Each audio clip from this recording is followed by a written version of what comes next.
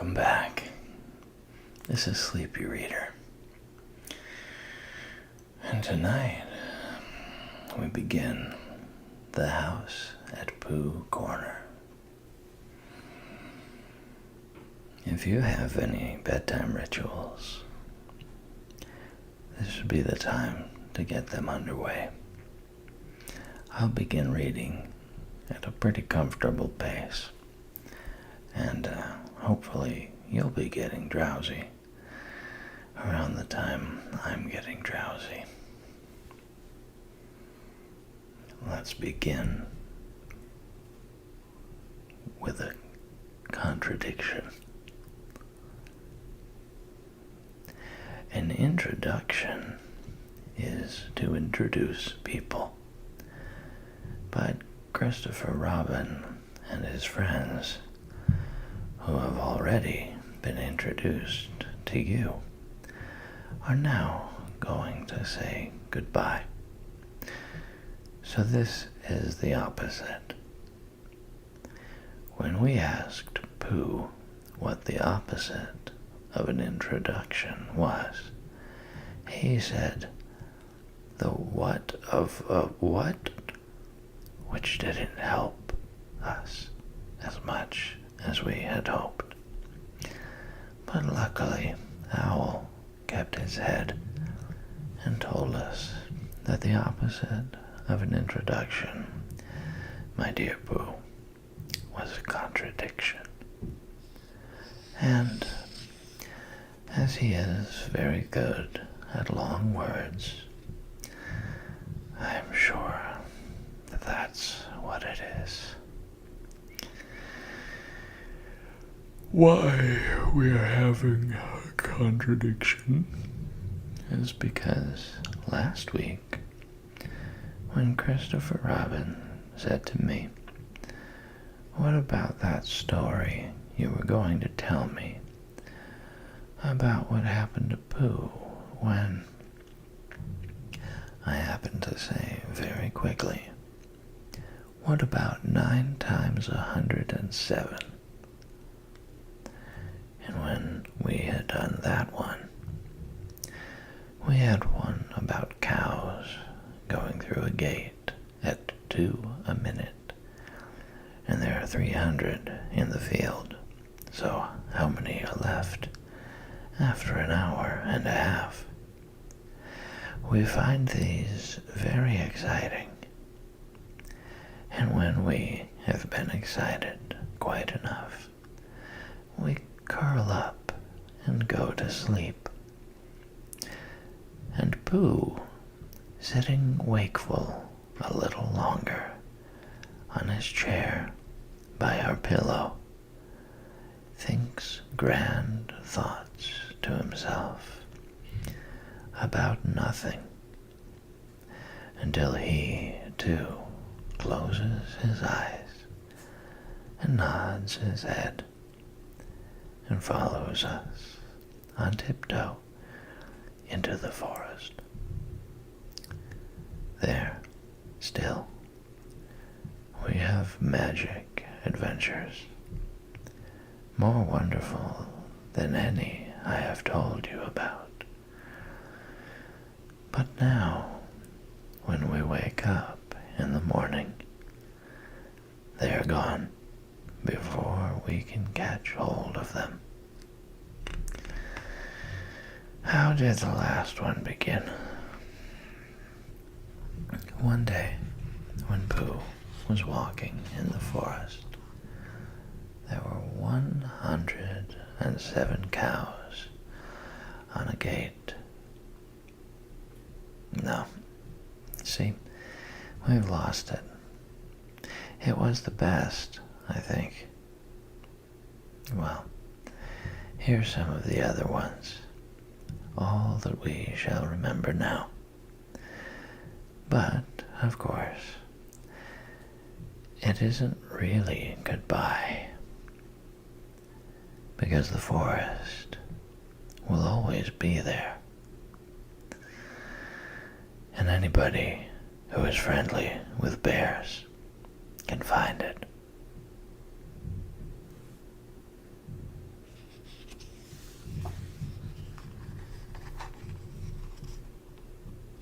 Chapter 1, in which a house is built at Pooh Corner for Eeyore. One day, when Pooh Bear had nothing else to do, he thought he would do something. So he went round to Piglet's house to see what Piglet was doing. It was still snowing as he stumped over the white forest track, and he expected to find Piglet warming his toes in front of his fire. But to his surprise, he saw that the door was open, and the more he looked inside, the more Piglet wasn't there. "He's out," said Pooh sadly. "That's what it is. He's not in. I shall have to go a fast thinking walk by myself. Bother." But first he thought that he would knock very loudly, just to make quite sure. And while he waited for Piglet not to answer, he jumped up and down to keep warm, and a hum came suddenly into his head, which seemed to him a good hum, such as it hummed hopefully to others. "The more it snows, tiddly-palm, the more it goes, tiddly-palm. The more it goes, tiddly-palm, on snowing, and nobody knows, tiddly-palm, how cold my toes, tiddly-palm, how cold my toes, tiddly-palm, are growing. So what I'll do," said Pooh, "is I'll do this. I'll just go home first and see what the time is. Then perhaps I'll put a muffler around my neck, and then I'll go and see Eeyore and sing it to him." He hurried back to his own house, and his mind was so busy on the way with the hum that he was getting ready for Eeyore that when he suddenly saw Piglet sitting in his best armchair, he could only stand there rubbing his head and wondering whose house he was in. "Hello, Piglet," he said. "I thought you were out." "No," said Piglet. "It's you who were out, Pooh." "So it was," said Pooh. "I knew one of us was." He looked up at his clock, which had stopped at 5 minutes to 11 some weeks ago. "Nearly 11 o'clock," said Pooh happily. "You're just in time for a little smackerel of something." And he put his head into the cupboard. "And then we'll go out, Piglet, and sing my song to Eeyore." "Which song, Pooh?" "The one we're going to sing to Eeyore," explained Pooh. The clock was still saying 5 minutes to 11 when Pooh and Piglet set out on their way half an hour later. The wind had dropped, and the snow tired of rushing around in circles, trying to catch itself up, now fluttered gently down until it found a place on which to rest. And sometimes the place was Pooh's nose, and sometimes it wasn't.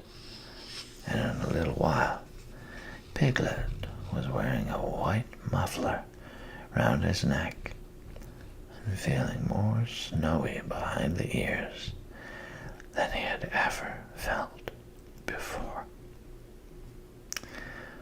"Pooh," he said at last, and a little timidly, because he didn't want Pooh to think he was giving in. "I was just wondering, how would it be if we went home now and practiced your song and then sang it to Eeyore tomorrow or the next day when we happen to see him?" "That's a very good idea, Piglet," said Pooh. "We'll practice it now as we go along.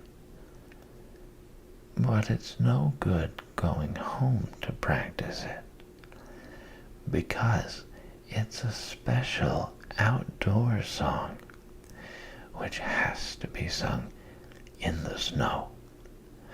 "Are you sure?" asked Piglet anxiously. "Well, you'll see, Piglet, when you listen, because this is how it begins. The more it snows, tiddly-palm." "Tiddly what?" said Piglet. "Palm," said Pooh.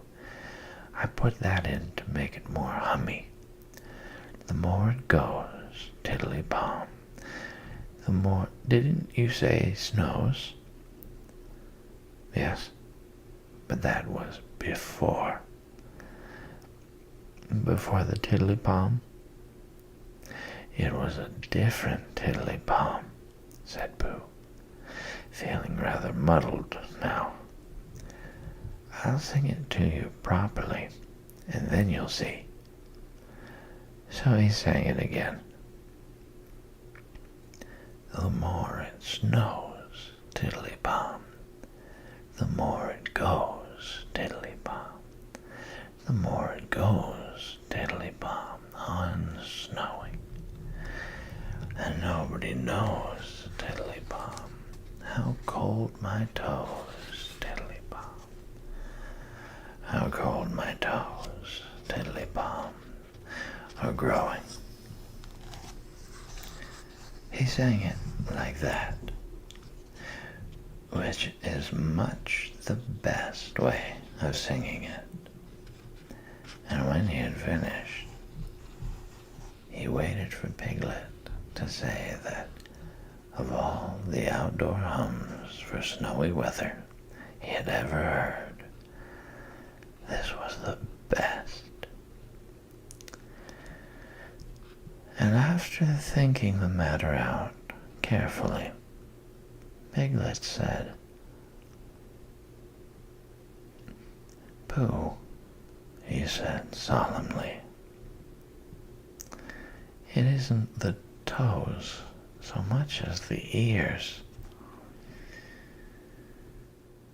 By this time they were getting near Eeyore's gloomy place, which was where he lived, and as it was still very snowy behind Piglet's ears, and he was getting tired of it, they turned into a little pine wood and sat down on the gate which led into it. They were out of the snow now, but it was very cold, and to keep themselves warm, they sang Pooh's song right through 6 times, Piglet doing the tiddly-palms, and Pooh doing the rest of it, and both of them thumping on the top of the gate with pieces of stick at the proper places. And in a little while they felt much warmer and were able to talk again. "I've been thinking," said Pooh. "And what I've been thinking is this. I've been thinking about Eeyore." "What about Eeyore?" "Well, poor Eeyore has nowhere to live." "Nor he has," said Piglet. "You have a house, Piglet, and I have a house, and they are very good houses. And Christopher Robin has a house, and Owl and Kanga and Rabbit have houses. Then even Rabbit's friends and relations have houses or somethings. But poor Eeyore has nothing. So what I've been thinking is, let's build him a house." "That," said Piglet, "is a grand idea. Where shall we build it?" "We will build it here," said Pooh, "just by this wood, out of the wind, because this is where I thought of it. And we will call this Pooh Corner. And we will build an Eeyore house with sticks at Pooh Corner for Eeyore." "There was a heap of sticks on the other side of the wood," said Piglet. "I saw them, lots and lots, all piled up."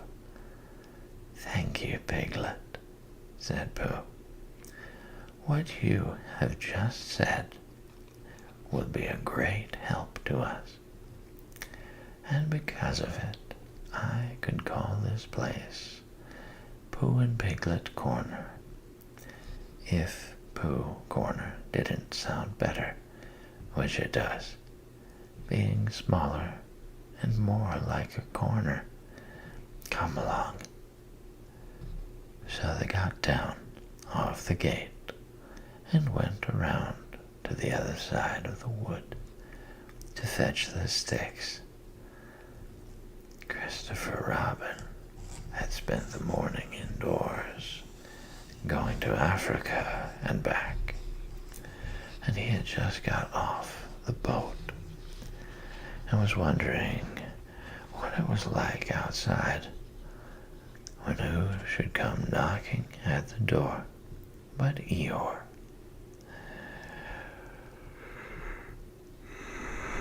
"Hello, Eeyore," said Christopher Robin as he opened the door and came out. "How are you?" "It's snowing still," said Eeyore gloomily. "So it is. And freezing, is it?" "Yes," said Eeyore. "However," he said, brightening up a little, "we haven't had an earthquake lately." "What's the matter, Eeyore?" "Nothing, Christopher Robin. Nothing important. I suppose you haven't seen a house or whatnot anywhere about." "What sort of a house?" "Just a house." "Who lives there?" "I do. At least I thought I did. But I suppose I don't. After all, we can't all have houses." "But Eeyore, I didn't know. I always thought I don't know how it is, Christopher Robin, but what with all this snow and one thing and another, not to mention icicles and such like, it isn't so hot in my field about 3 o'clock in the morning, as some people think it is. It isn't close, if you know what I mean. Not so as to be uncomfortable. It isn't stuffy. In fact, Christopher Robin, he went on in a loud whisper, quite between ourselves, and don't tell anybody. It's cold. Oh, Eeyore. And I said to myself, the others will be sorry if I'm getting myself all cold. They haven't got brains, any of them. Only gray fluff that's blown into their heads by mistake. And they don't think. But if it goes on snowing for another 6 weeks or so, one of them will begin to say to himself, Eeyore can't be so very much too hot about 3 o'clock in the morning. And then it will get about, and they'll be sorry. Oh, Eeyore, said Christopher Robin, feeling very sorry already. I don't mean you, Christopher Robin. You're different. So what it all comes to is that I built myself a house down by my little wood. Did you really? How exciting. The really exciting part, said Eeyore, in his most melancholy voice, is that when I left it this morning, it was there, and when I came back, it wasn't. Not at all. Very natural. And it was only Eeyore's house. But still, I just wondered. Christopher Robin didn't stop to wonder. He was already back in his house, putting on his waterproof hat, his waterproof boots, and his waterproof Macintosh as fast as he could. We'll go out and look for it at once, he called out to Eeyore. Sometimes, said Eeyore, when people have quite finished taking a person's house, there are 1 or 2 bits which they don't want and are rather glad for the person to take back, if you know what I mean. So I thought, if we just went, come on, said Christopher Robin. And off they hurried, and in a very little time they got to the corner of the field by the side of the pine wood where Eeyore's house wasn't any longer. There, said Eeyore, not a stick of it left. Of course, I've still got all this snow to do what I like with. One mustn't complain. But Christopher Robin wasn't listening to Eeyore. He was listening to something else. Can't you hear it? He asked. What is it? somebody laughing. Listen. They both listened. And they heard a deep, gruff voice saying in a singing voice that the more it snowed, the more it went on snowing, and a small, high voice tiddly-palming in between. "It's Pooh," said Christopher Robin excitedly. "Possibly," said Eeyore. "And Piglet," said Christopher Robin excitedly. "Probably," said Eeyore. "What we want is a trained bloodhound." The words of the song changed suddenly. "We've finished our house," sang the gruff voice. "Tiddly-palm," sang the squeaky one. "It's a beautiful house, Tiddly-palm. I wish it were mine, Tiddly-palm." "Pooh!" shouted Christopher Robin. The singers on the gate stopped suddenly. "It's Christopher Robin," said Pooh eagerly. He's round by the place where we got all those sticks from," said Piglet. "Come on," said Pooh. They climbed down their gate and hurried round the corner of the wood, Pooh making welcoming noises all the way. "Why, here is Eeyore," said Pooh, when he had finished hugging Christopher Robin, and he nudged Piglet, and Piglet nudged him, and they thought to themselves, what a lovely surprise they had got ready. "Hello, Eeyore." "Same to you, Pooh Bear, and twice on Thursdays," said Eeyore gloomily. Before Pooh could say, "Why Thursdays?" Christopher Robin began to explain the sad story of Eeyore's lost house.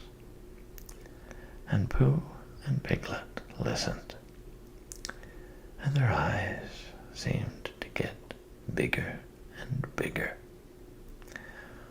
"Where did you say it was?" asked Pooh. "Just here," said Eeyore. "Made of sticks?" "Yes." "Oh," said Piglet. "What?" said Eeyore. "I just said, oh," said Piglet nervously.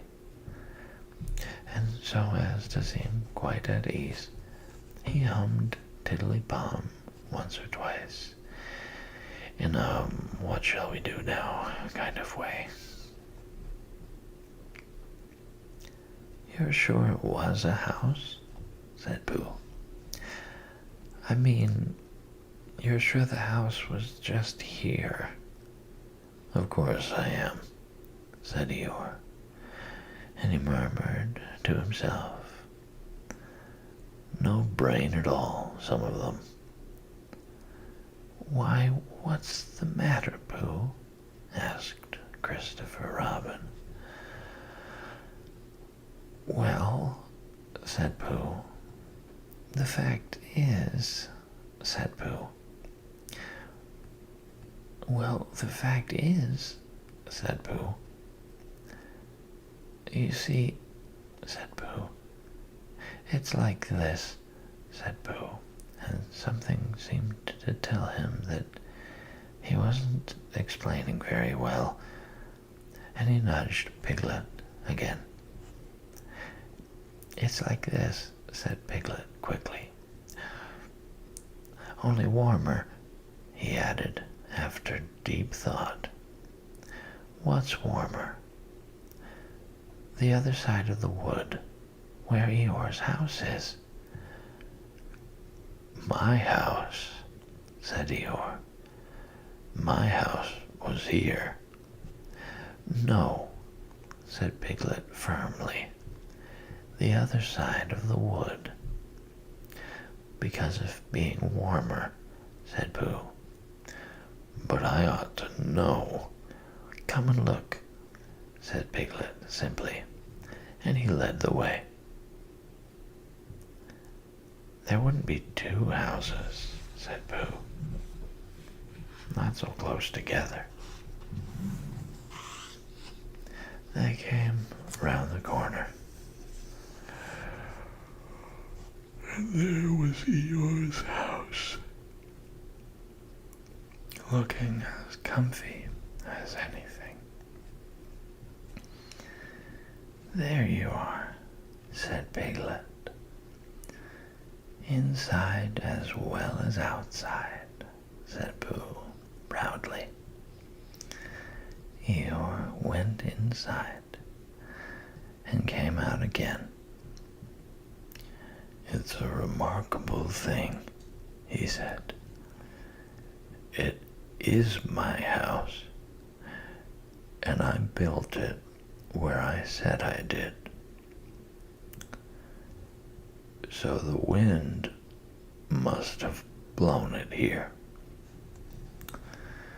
And the wind blew it right over the wood, and blew it down here. And here it is, as good as ever. In fact, better in places. Much better, said Pooh and Piglet together. It just shows what can be done by taking a little trouble, said Eeyore. Do you see, Pooh?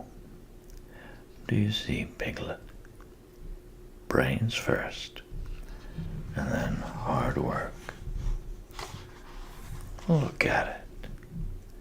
That's the way to build a house, said Eeyore, proudly.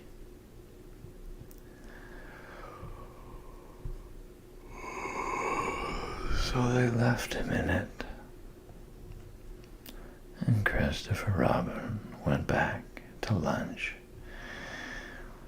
with his friends, Pooh and Piglet.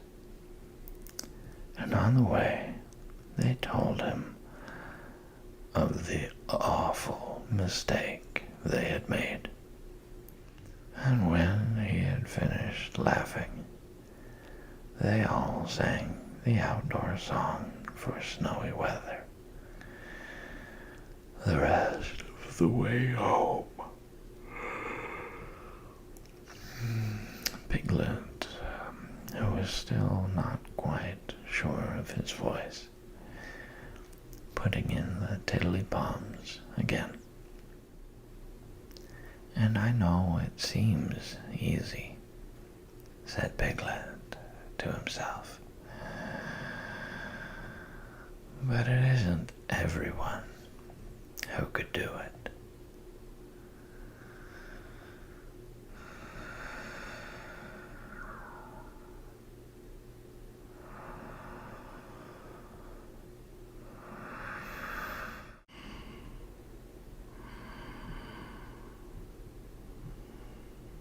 Hey everyone, welcome back. This is Sleepy Reader. We started reading The House at Pooh Corner. Tonight we read Chapter 2, in which Tigger comes to the forest and has breakfast. Winnie the Pooh woke up suddenly in the middle of the night and listened. Then he got out of bed and lit his candle and stumped across the room to see if anybody was trying to get into his honey cupboard. And they weren't, so he stumped back again, blew out his candle, and got into bed Then he heard the noise again. "Is that you, Piglet?" he said. But it wasn't. "Come in, Christopher Robin," he said.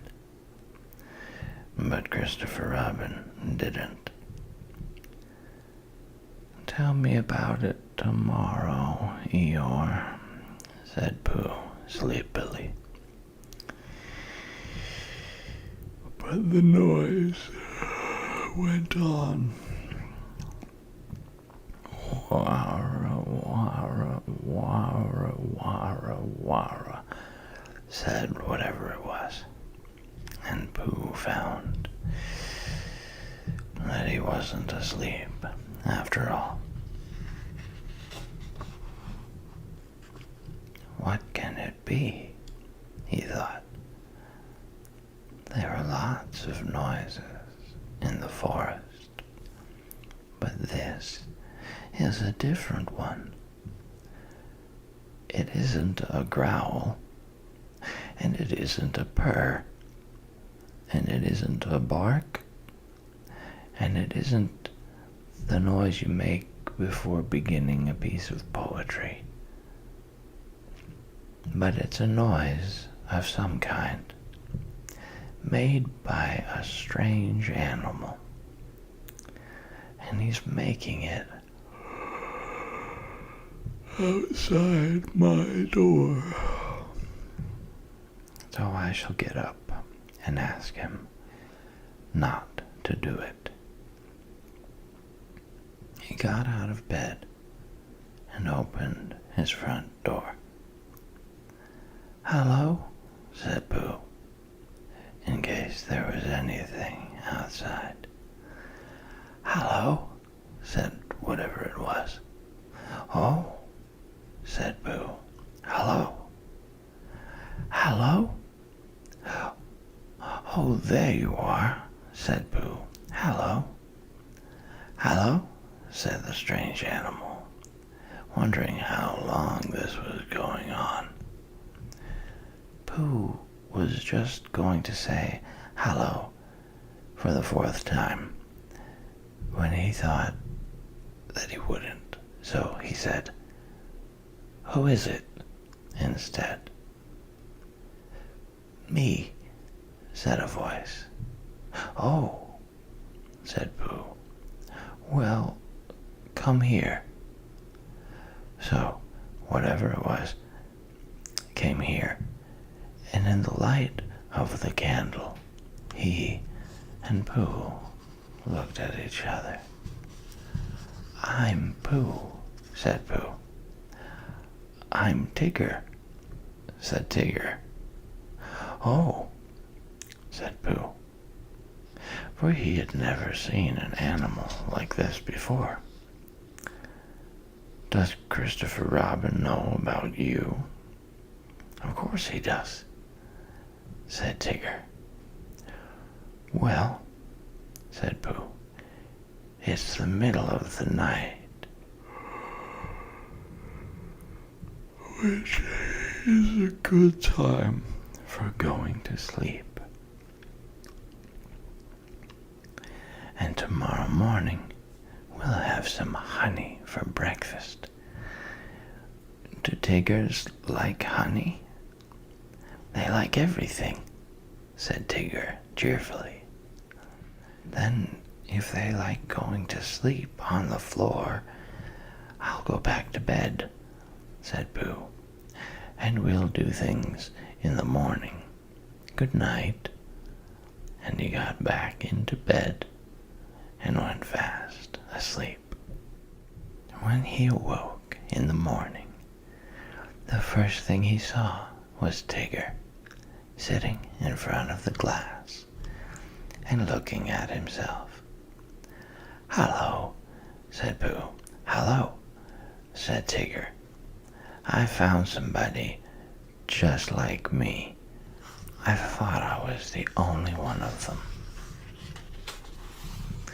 Pooh got out of bed and began to explain what a looking glass was. But just as he was getting to the interesting part, Tigger said, "Excuse me a moment, but there's something climbing up your table." And with one loud "wah, wah, wah, wah, wah," he jumped to the end of the tablecloth, pulled it to the ground, wrapped himself up in it 3 times, rolled to the other end of the room, and after a terrible struggle, got his head into the daylight again, and said cheerfully, "Have I won?" "That's my tablecloth," said Pooh, as he began to unwind Tigger. "I wondered what it was," said Tigger. "It goes on the table and you put things on it." "Then why did it try to bite me when I wasn't looking?" "I don't think it did," said Pooh. "It tried," said Tigger, "but I was too quick for it." Pooh put the cloth back on the table, and he put a large honey pot on the cloth, and they sat down to breakfast. And as soon as they sat down, Tigger took a large mouthful of honey, and he looked up at the ceiling with his head on one side and made exploring noises with his tongue and considering noises and what have we got here noises. And then he said in a very decided voice, "Tiggers don't like honey." "Oh," said Pooh, and tried to make it sound sad and regretful. "I thought they liked everything." "Everything except honey," said Tigger. Pooh felt rather pleased about this, and said that as soon as he had finished his own breakfast, he would take Tigger round to Piglet's house, and Tigger could try some of Piglet's acorns. "Thank you, Pooh," said Tigger, "because acorns is really what Tiggers like best." So after breakfast, they went round to see Piglet, and Pooh explained, as they went, that Piglet was a very small animal who didn't like bouncing, and asked Tigger not to be too bouncy just at first. And Tigger, who had been hiding behind trees and jumping out on Pooh's shadow when it wasn't looking, said that Tiggers were only bouncy before breakfast, and that as soon as they had had a few acorns, they became quiet and refined. So by and by they knocked at the door of Piglet's house. "Hello, Pooh," said Piglet. "Hello, Piglet. This is Tigger." "Oh, is it?" said Piglet, and he edged round to the other side of the table. "I thought Tiggers were smaller than that." "Not the big ones," said Tigger. "They like acorns," said Pooh. "So that's what we've come for, because poor Tigger hasn't had any breakfast yet." Piglet pushed the bowl of acorns towards Tigger and said, "Now up yourself. And then he got close up to Pooh and felt much braver and said, "So you're Tigger? Well, well," in a careless sort of voice. But Tigger said nothing because his mouth was full of acorns. After a long munching noise, he said, "Here's all acorns." And when Pooh and Piglet said, "What?" he said, "Scoosy," and went outside for a moment. When he came back, he said firmly, "Tigers don't like acorns." "But you said they liked everything except honey," said Pooh. "Everything except honey and acorns," explained Tigger. When he heard this, Pooh said, "Oh, I see." And Piglet, who was rather glad that Tiggers didn't like acorns, said, "What about thistles?" "Thistles," said Tigger, "is what Tiggers like best." "Then let's go along and see Eeyore," said Piglet. So the three of them went, and after they had walked and walked and walked, they came to the part of the forest where Eeyore was. "Hello, Eeyore," said Pooh. "This is Tigger." "What is?" said Eeyore. "This," explained Pooh and Piglet together. And Tigger smiled his happiest smile and said nothing. Eeyore walked all round Tigger one way, and then turned and walked all round him the other way. "What did you say it was?" he asked. Tigger. "Ah," said Eeyore. "He's just come," explained Piglet. "Ah," said Eeyore again. He thought for a long time, and then said, "When is he going?" Pooh explained to Eeyore that Tigger was a great friend of Christopher Robin's, who had come to stay in the forest. And Piglet explained to Tigger that he mustn't mind what Eeyore said, because he was always gloomy. And Eeyore explained to Piglet that, on the contrary, he was feeling particularly cheerful this morning. And Tigger explained to anybody who was listening that he hadn't had any breakfast yet. "I knew there was something," said Pooh. "Tiggers always eat thistles, so that was why we came to see you, Eeyore." "Don't mention it, Pooh." "Oh, Eeyore, I didn't mean that I didn't want to see you." Quite. But your new stripy friend, naturally, he wants his breakfast. What did you say his name was?"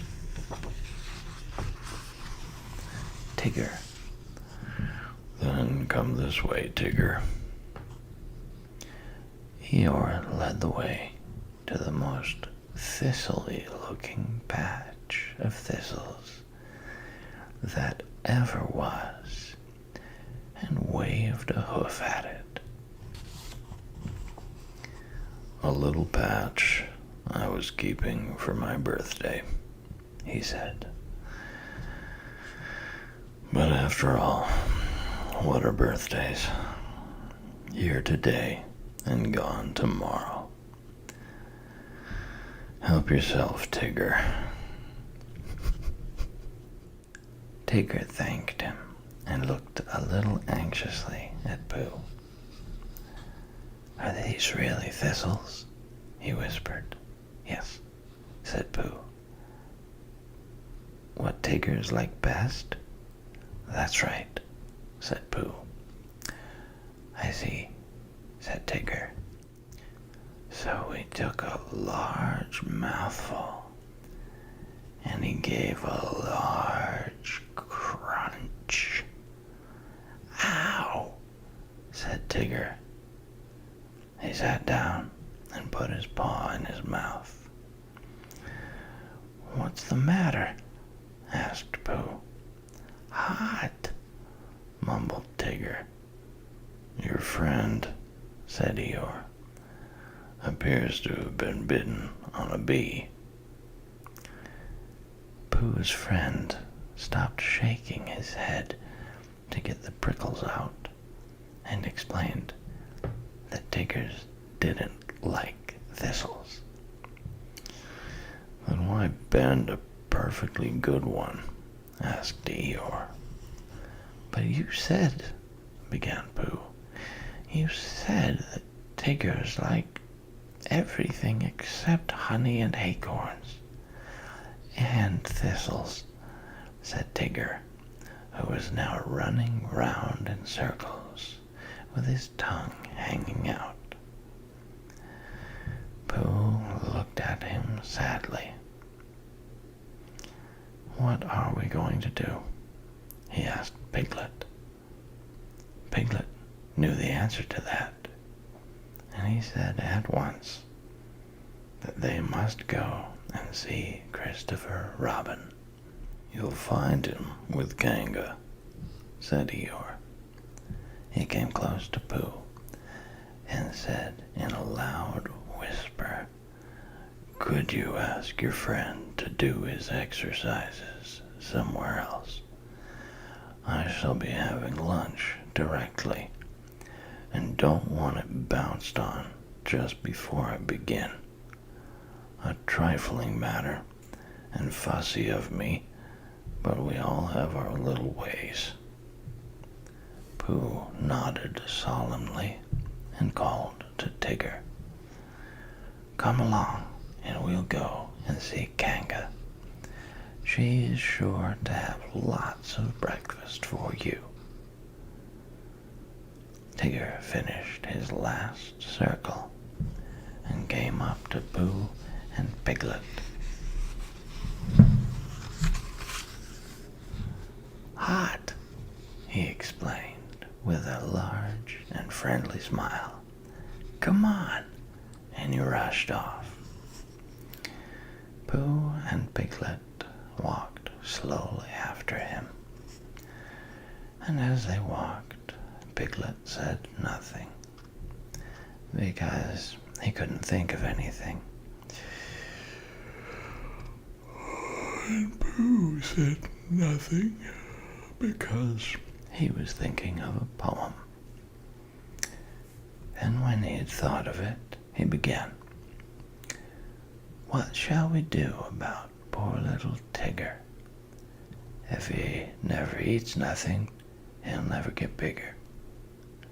He doesn't like honey and acorns and thistles because of the taste and because of the bristles. And all the good things which an animal likes have the wrong sort of swallow or too many spikes." "He's quite big enough anyhow," said Piglet. "He isn't really very big." "Well, he seems so." Pooh was thoughtful when he heard this, and then he murmured to himself, "But whatever his weight in pounds, shillings, and ounces, he always seems bigger because of his bounces." And that's the whole poem, he said. Do you like it, Piglet? All except the shillings, said Piglet. I don't think they ought to be there. They wanted to come in after the pounds, explained Pooh. So I let them. It is the best way to write poetry, letting things come. Oh, I didn't know, said Piglet. Tigger had been bouncing in front of them all this time, turning round every now and then to ask, is this the way?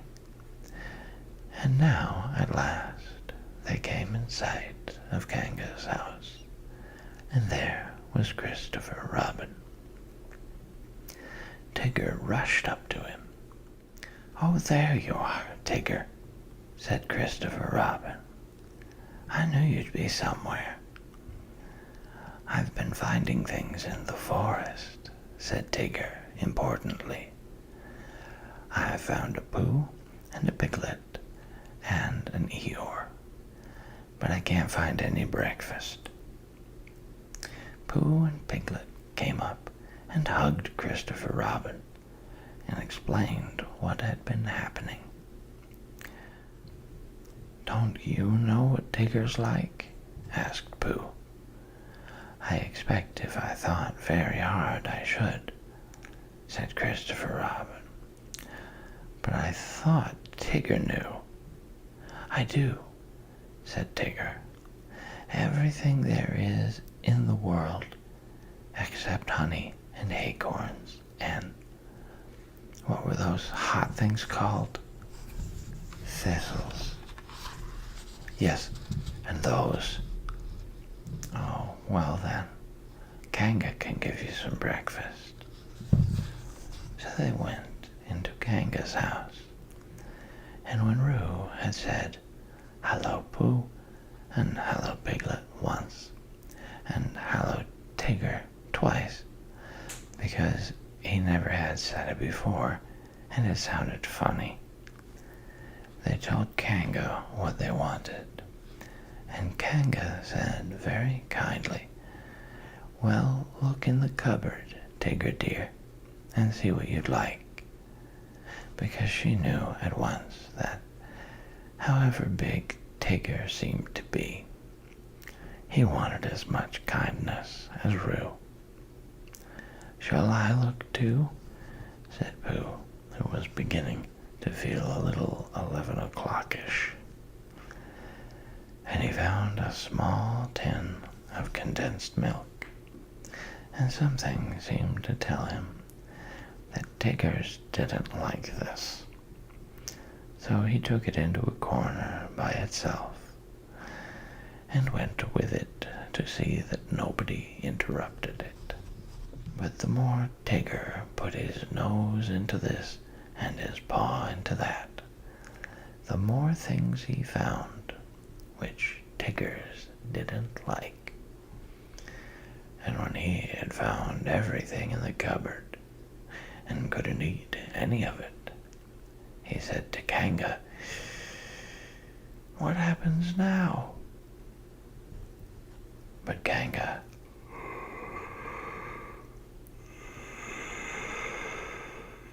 and Christopher Robin and Piglet were all standing round Roo, watching him have his extract of malt.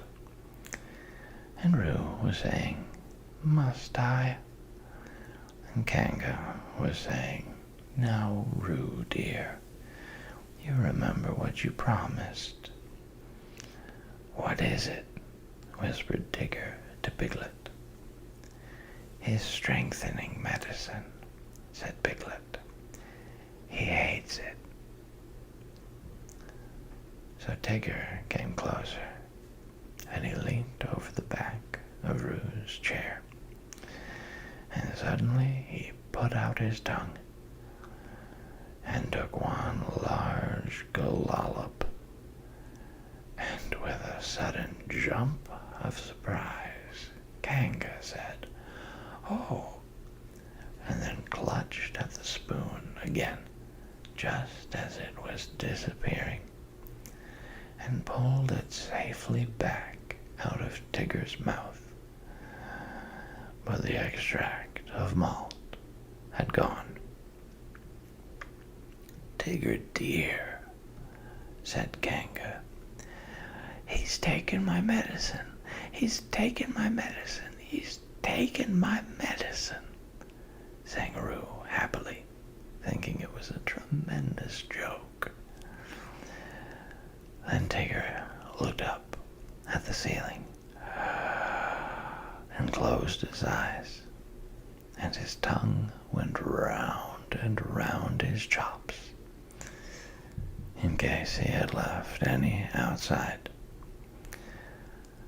And a peaceful smile came over his face as he said, "So that's what Tigger's like." Which explains why he always lived at Kanga's house afterwards and had extract of malt for breakfast, dinner, and tea.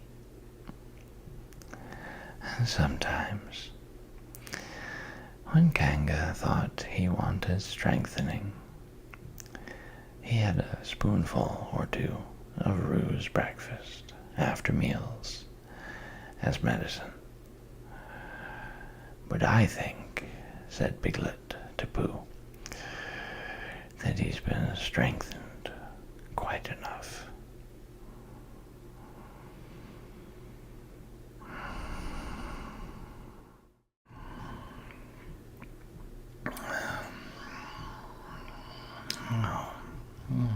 Welcome back. This is Sleepy Reader. We've been reading The House at Pooh Corner, and tonight we read Chapter 3, in which a search is organized and Piglet nearly meets the Heffalump again.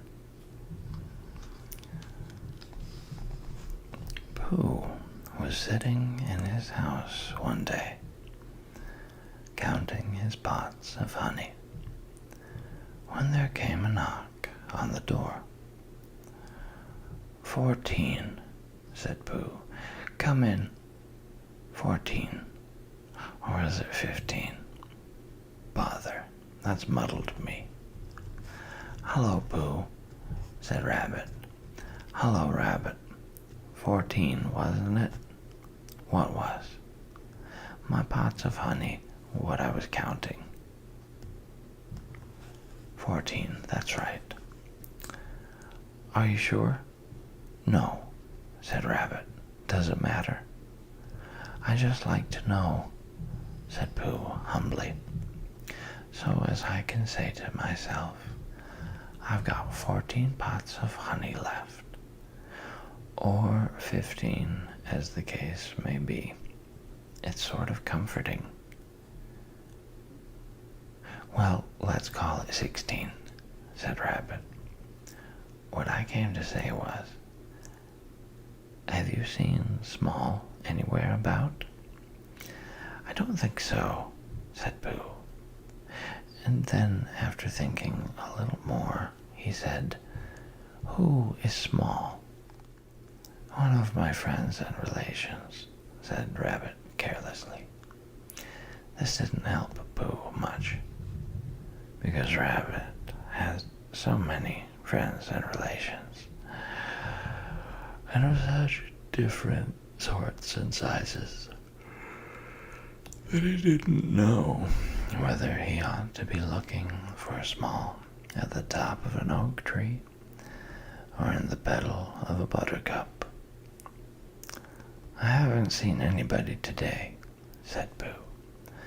"Not so as to say, 'Hello, Small,' too. Did you want him for anything?" "I don't want him," said Rabbit, "but it's always useful to know where a friend and relation is, whether you want him or whether you don't." "Oh, I see," said Pooh. "Is he lost?" "Well," said Rabbit, "nobody has seen him for a long time, so I suppose he is. Anyhow," he went on, importantly, "I promised Christopher Robin I'd organize a search for him, so come on." Pooh said goodbye affectionately to his 14 pots of honey, and hoped there were 15. And he and Rabbit went out into the forest. "Now," said Rabbit, "this is a search, and I've organized it." "Done what to it?" said Pooh. "Organized it, which means, well, it's what you do to a search when you don't all look in the same place at once. So I want you, Pooh, to search by the 6 pine trees first, and then work your way towards Owl's house, and look out for me there. Do you see?" "No," said Pooh. "What? Then I'll see you at Owl's house in about an hour's time. Is Piglet organized too?" "We all are," said Rabbit, and off he went. As soon as Rabbit was out of sight, Pooh remembered that he had forgotten to ask who Small was, and whether he was the sort of friend and relation who settled on one's nose, or the sort who got trodden on by mistake. And as it was too late now, he thought he would begin the hunt by looking for Piglet and asking him what they were looking for before he looked for it. "And it's no good looking at the 6 pine trees for Piglet," said Pooh to himself, "because he's been organized in a special place of his own. So I shall have to look for the special place first. I wonder where it is." And he wrote it down in his head like this: "Order of looking for things. 1. Special place. To find Piglet. 2. Piglet. To find who Small is. Small.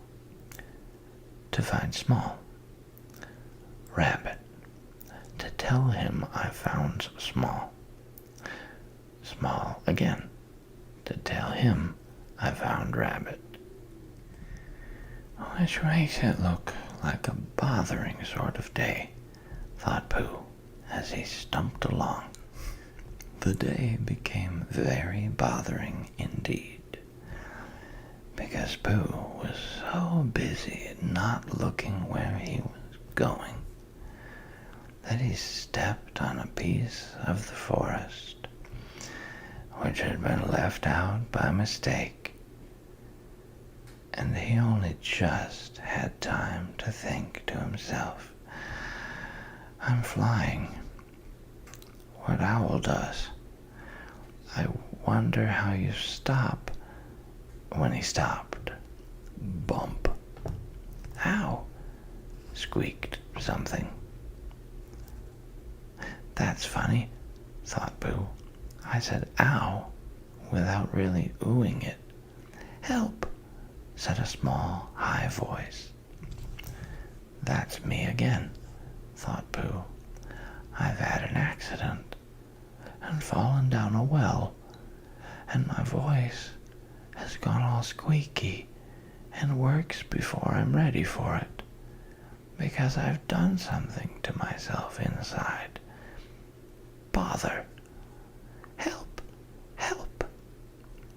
"There you are. I say things when I'm not trying. So it must be a very bad accident."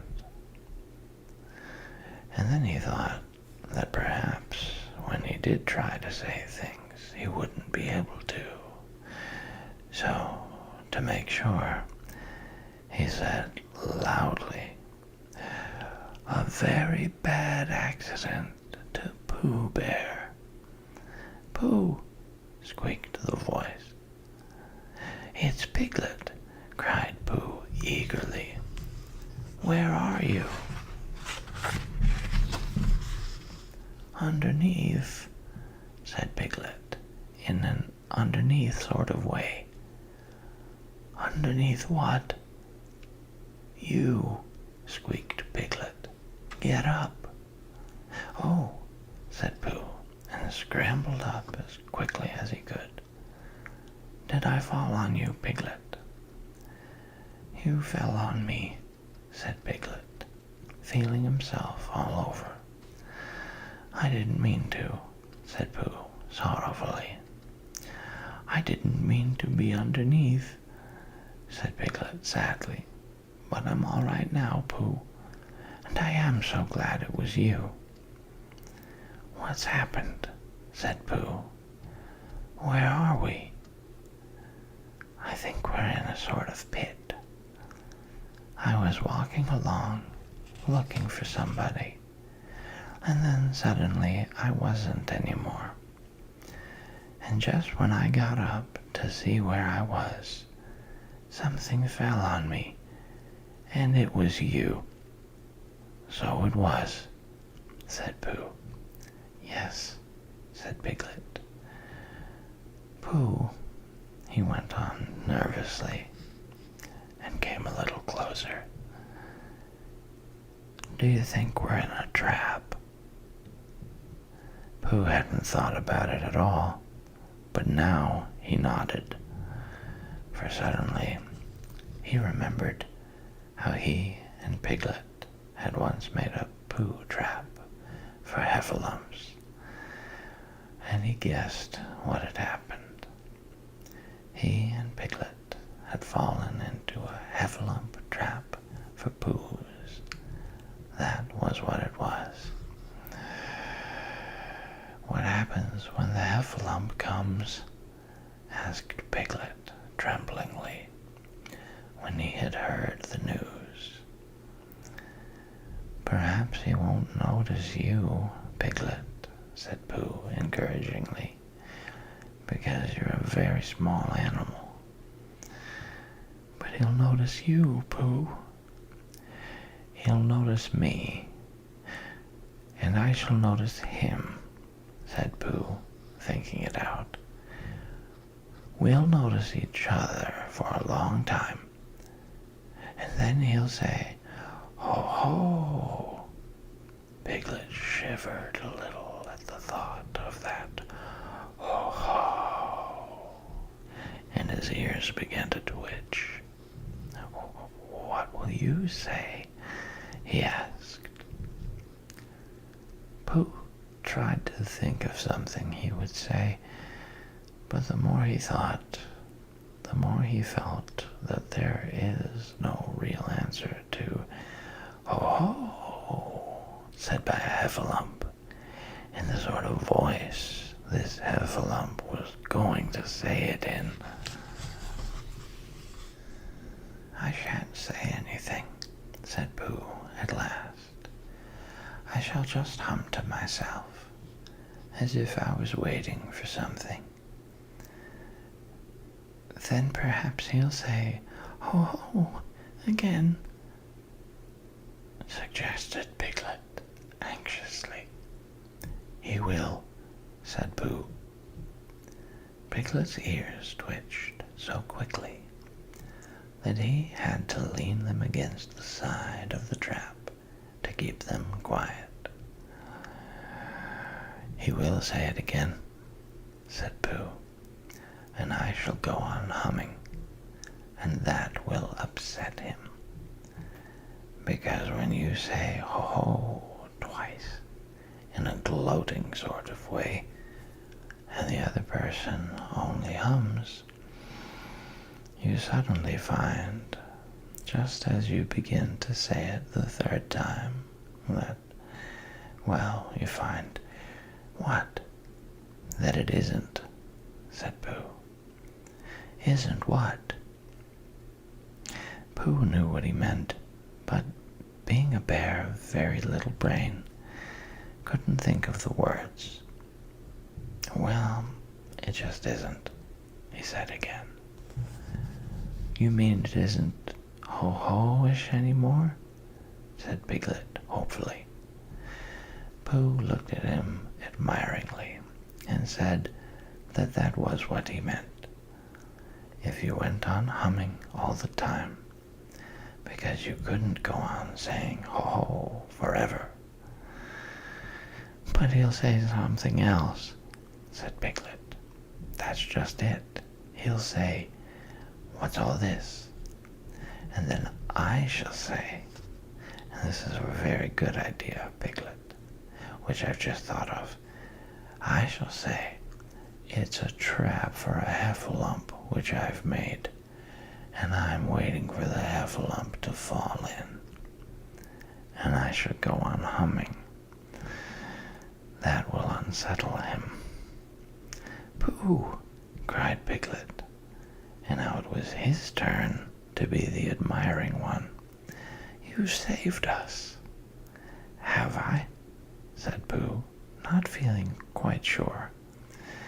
But Piglet was quite sure, and his mind ran on, and he saw Pooh and the heffalump talking to each other, and he thought suddenly, and a little sadly, that it would have been rather nice if it had been Piglet and the heffalump talking so grandly to each other, and not Pooh, much as he loved Pooh, because he really had more brain than Pooh, and the conversation would go better if he and not Pooh were doing one side of it.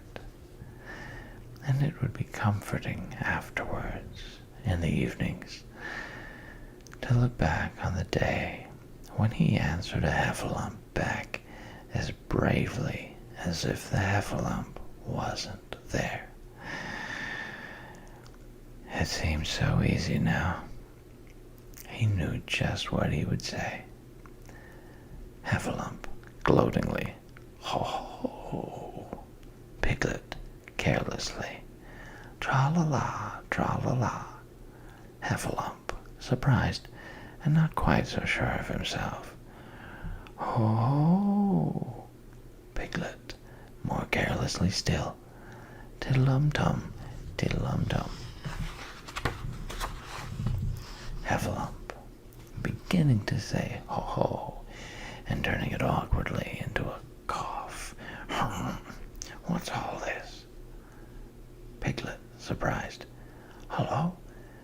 This is a trap I've made, and I'm waiting for a heffalump to fall into it. Heffalump, greatly disappointed. Oh. After a long silence. Are you sure? Piglet, yes. Heffalump. Oh, nervously. I thought it was a trap I'd made to catch piglets. Piglet, surprised. Oh, no. Heffalump. Oh, apologetically. I must have gotten it wrong then. Piglet, I'm afraid so. Politely. I'm sorry. He goes on humming. Heffalump. I suppose I'd better be getting back. Piglet, looking up carelessly. Must you? Well, if you see Christopher Robin anywhere, you might tell him I want him. Heffalump, eager to please. Certainly, certainly. He hurries off. Pooh, who wasn't going to be there, but we find we can't do without him. Oh, Piglet, how brave and clever you are. Piglet, modestly. Not at all, Pooh. And then, when Christopher Robin comes, Pooh can tell him all about it. While Piglet was dreaming this happy dream, And Pooh was wondering again whether it was 14 or 15. Oh, the search for Small was still going on all over the forest.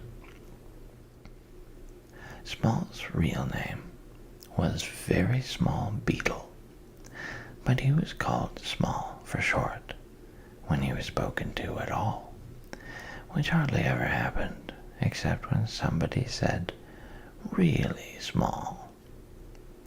He had been staying with Christopher Robin for a few seconds, and he started round a gorse bush for exercise, but instead of coming back the other way, as expected, he hadn't, so nobody knew where he was. "I expect he's just gone home," said Christopher Robin to Rabbit. "Did he say goodbye and thank you for a nice time?" said Rabbit. "He'd only just said, 'How do you do?'" said Christopher Robin. "Ha!" said Rabbit. After thinking a little, he went on. "Has he written a letter saying how much he enjoyed himself, and how sorry he was he had to go so suddenly?" Christopher Robin didn't think he had. "Ha!" said Rabbit again, and looked very important. "This is serious. He is lost. We must begin the search at once." Christopher Robin, who was thinking of something else, said, "Where's Pooh?" But Rabbit had gone, so he went into his house and drew a picture of Pooh going a long walk at about 7 o'clock in the morning. And then he wondered what Pooh was doing, and went across the forest to see. It was not long before he came to the gravel pit, and he looked down, and there were Pooh and Piglet, with their backs to him, dreaming happily. "Ho, ho," said Christopher Robin loudly and suddenly. Piglet jumped 6 inches in the air with surprise and anxiety. But Pooh went on dreaming. "It's the heffalump," thought Piglet nervously. "Now then," he hummed in his throat a little, so that none of the words should stick. And then, in the most delightfully easy way, he said, "Tra-la-la, tra-la-la," as if he had just thought of it. But he didn't look round, because if you look round and see a very fierce heffalump looking down at you, sometimes you forget what you were going to say. "Rum-tum-tum-tiddlum," said Christopher Robin in a voice like Pooh's, because Pooh had once invented a song which went, "Tra-la-la, tra-la-la, tra-la-la, tra-la-la, rum-tum-tum-tiddlum." So whenever Christopher Robin sings it, he always sings it in a Pooh voice, which seems to suit it better. "He said the wrong thing," thought Piglet anxiously. "He ought to have said, 'Ho, ho,' again. Perhaps I better say it for him."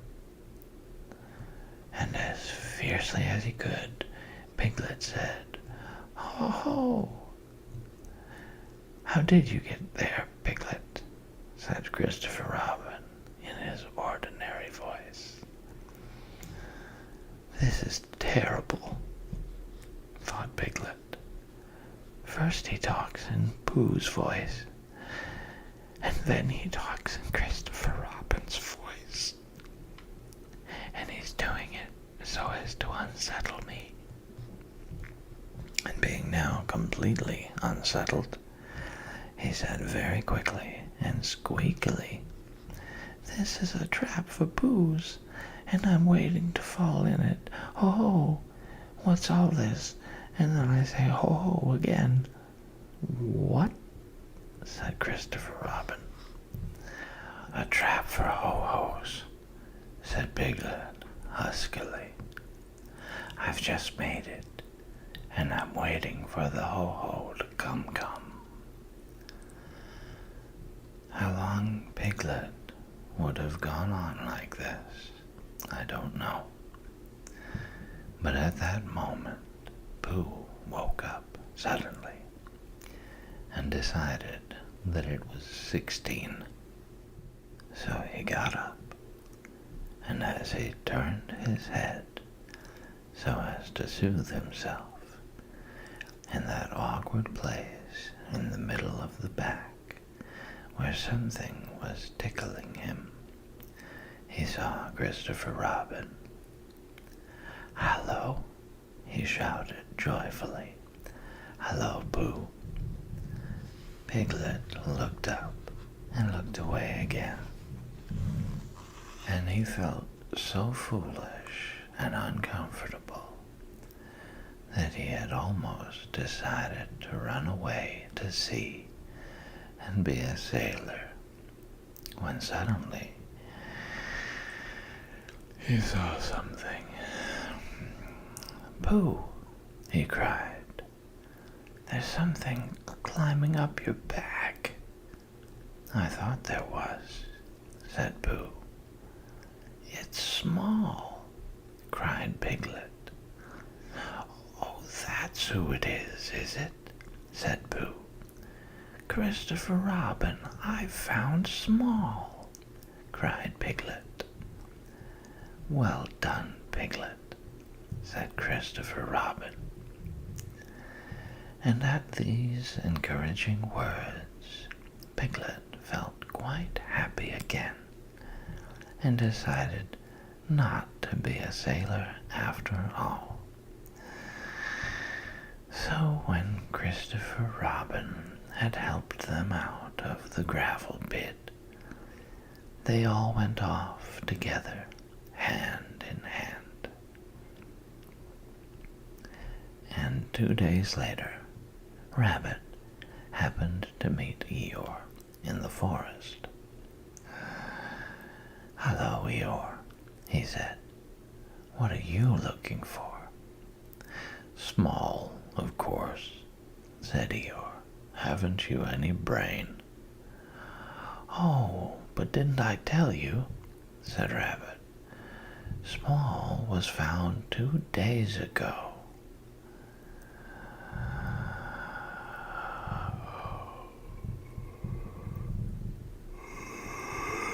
There was a moment's silence. Said Eeyore bitterly. "Merriment and whatnot. Don't apologize. It's just what would happen."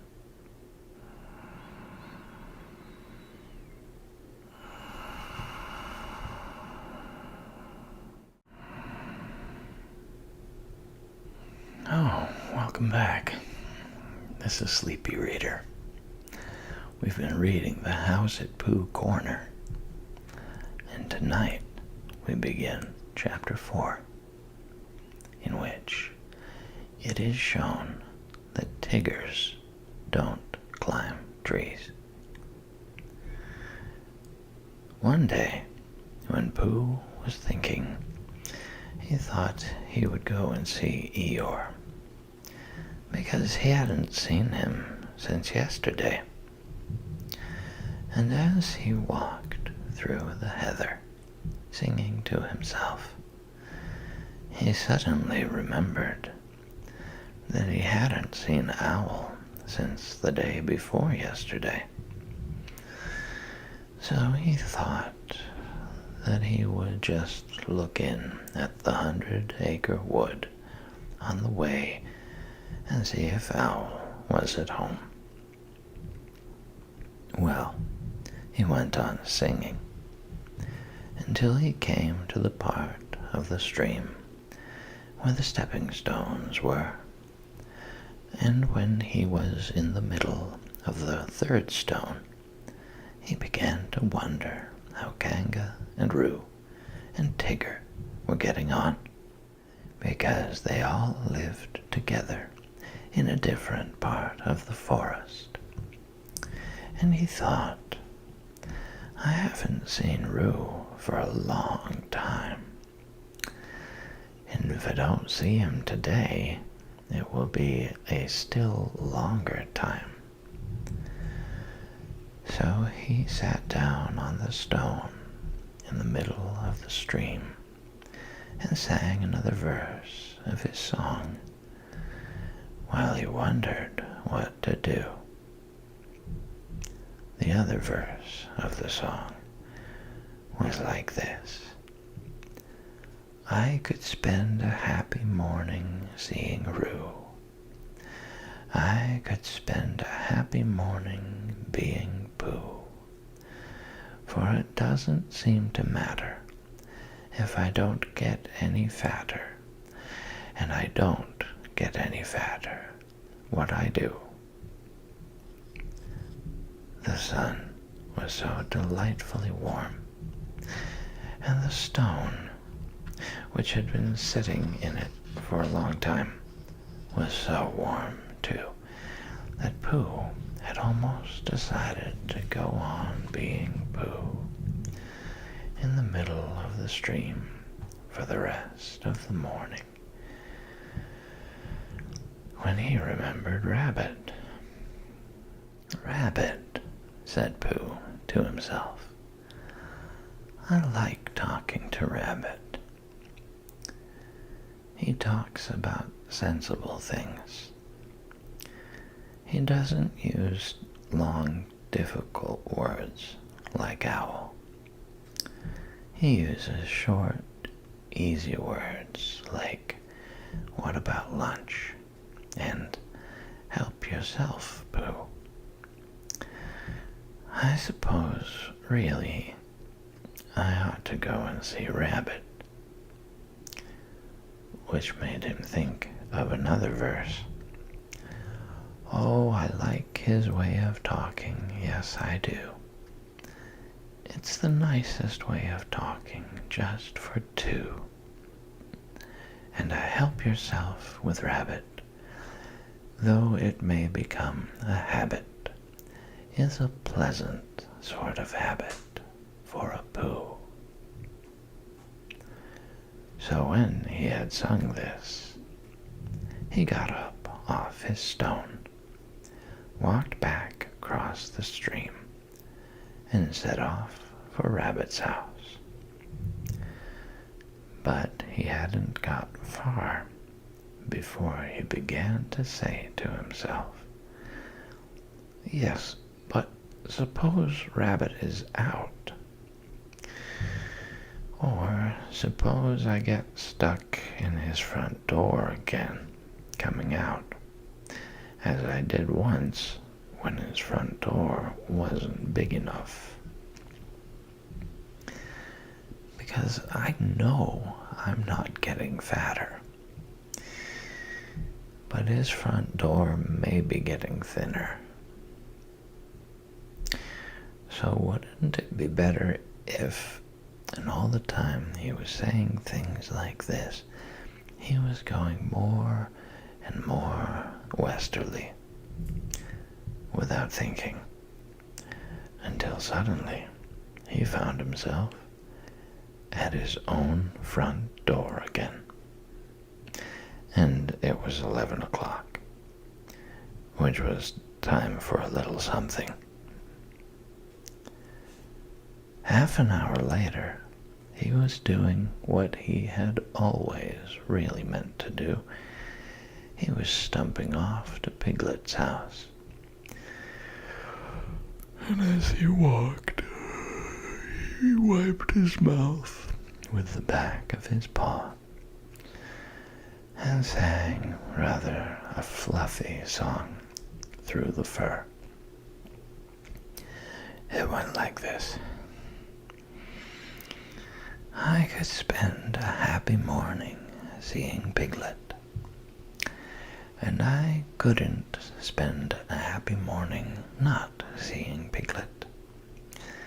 And it doesn't seem to matter if I don't see Owl and Eeyore or any of the others. And I'm not going to see Owl or Eeyore or any of the others or Christopher Robin. Written down like this, it doesn't seem a very good song. But coming through pale fawn fluff at about 11:30 on a very sunny morning, it seemed to Pooh to be one of the best songs he had ever sung. So he went on singing it. Piglet was busy digging a small hole in the ground outside his house. Hello, Piglet, said Pooh. Hello, Pooh, said Piglet, giving a jump of surprise. I knew it was you. So did I, said Pooh. What are you doing? I'm planting a haycorn, Pooh, so that it can grow up into an oak tree and have lots of acorns just outside the front door, instead of having to walk miles and miles. Do you see, Pooh? Supposing it doesn't, said Pooh. It will, because Christopher Robin says it will. So that's why I'm planting it. Well, said Pooh, if I plant a honeycomb outside my house, then it will grow up into a beehive. Piglet wasn't quite sure about this. Or a piece of a honeycomb, said Pooh, so as not to waste too much. Only then I might only get a piece of a beehive, and it might be the wrong piece, where the bees were buzzing and not honeying. Bother. Piglet agreed that that would be rather bothering. Besides, Pooh, it's a very difficult thing, planting, unless you know how to do it, he said. And he put the acorn in the hole he had made and covered it up with earth and jumped on it. I do know, said Pooh, because Christopher Robin gave me a nasturtium seed, and I planted it, and I'm going to have nasturtiums all over the front door. I thought they were called nasturtiums, said Piglet timidly, as he went on jumping. No, said Pooh, not these. These are called nasturtiums. When Piglet had finished jumping, he wiped his paws on his front and said, What shall we do now? And Pooh said, Let's go and see Kanga and Roo and Tigger. And Piglet said, Yes, let's, because he was still a little anxious about Tigger, who was a very bouncy animal, with a way of saying, How do you do, which always left your ears full of sand. Even after Kanga had said, Gently, Tigger dear, and it helped you up again. So they set off for Kanga's house. Now it happened that Kanga had felt rather motherly that morning, and wanting to count things, like Rue's vests, and how many pieces of soap there were left, and the 2 clean spots in Tigger's feeder. So she had sent them out with a packet of watercress sandwiches for Rue, and a packet of extract of malt sandwiches for Tigger, to have a nice long morning in the forest, not getting into mischief. And off they had gone.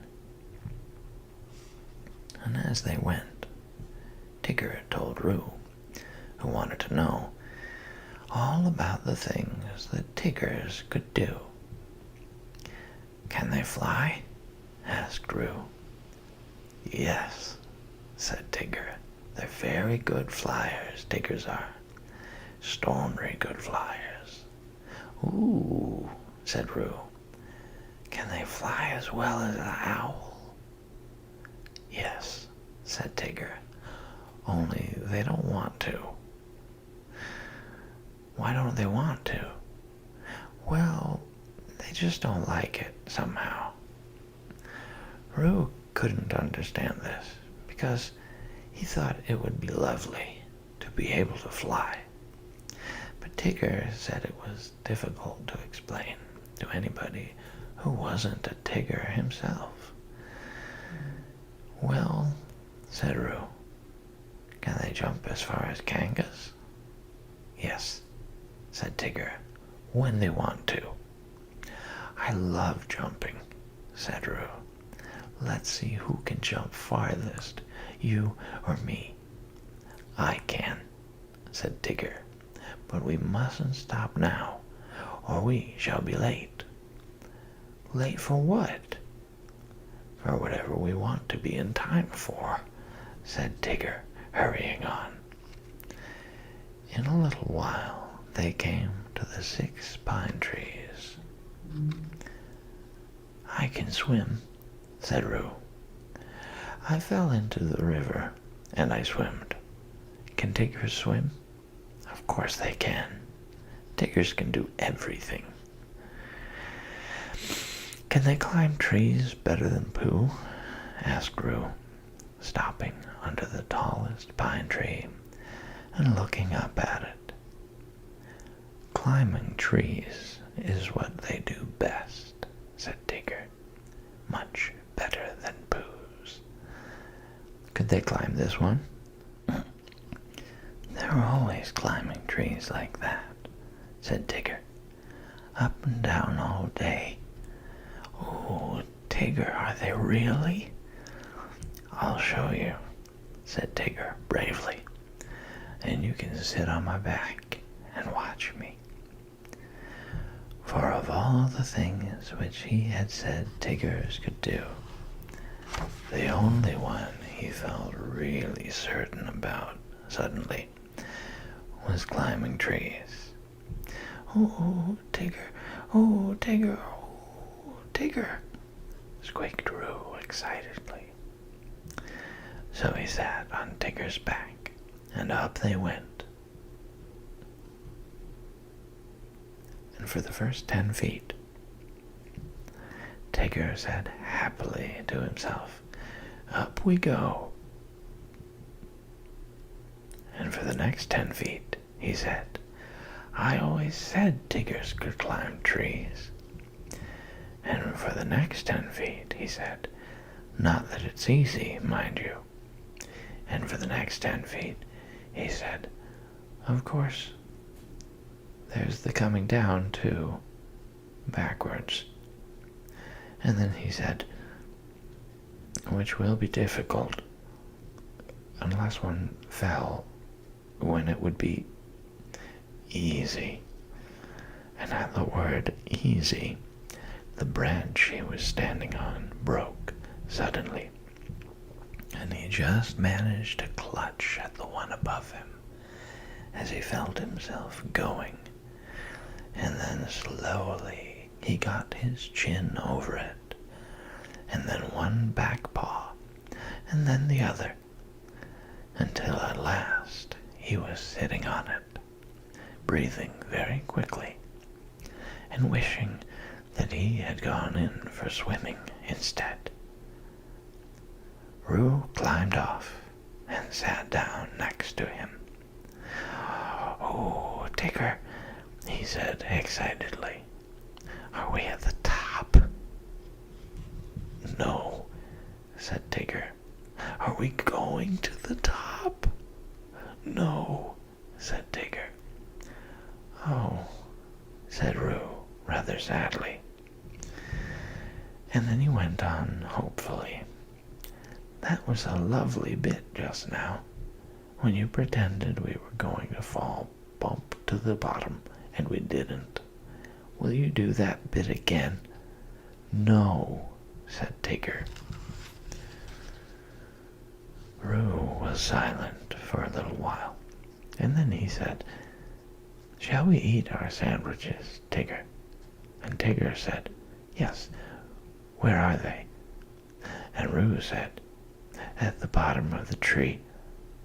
And Tigger said, "I don't think we'd better eat them just yet." So they didn't. By and by, Pooh and Piglet came along. Pooh was telling Piglet in a singing voice that it didn't seem to matter if he didn't get any fatter, and he didn't think he was getting any fatter what he did. And Piglet was wondering how long it would be before his hay-corn came up. "Look, Pooh," said Piglet suddenly. "There's something in one of the pine trees." "So there is," said Pooh, looking up wonderingly. "There's an animal." Piglet took Pooh's arm, in case Pooh was frightened. "Is it one of the fiercer animals?" he said, looking the other way. Pooh nodded. "It's a jaguar," he said. "What do jaguars do?" asked Piglet, hoping that they wouldn't.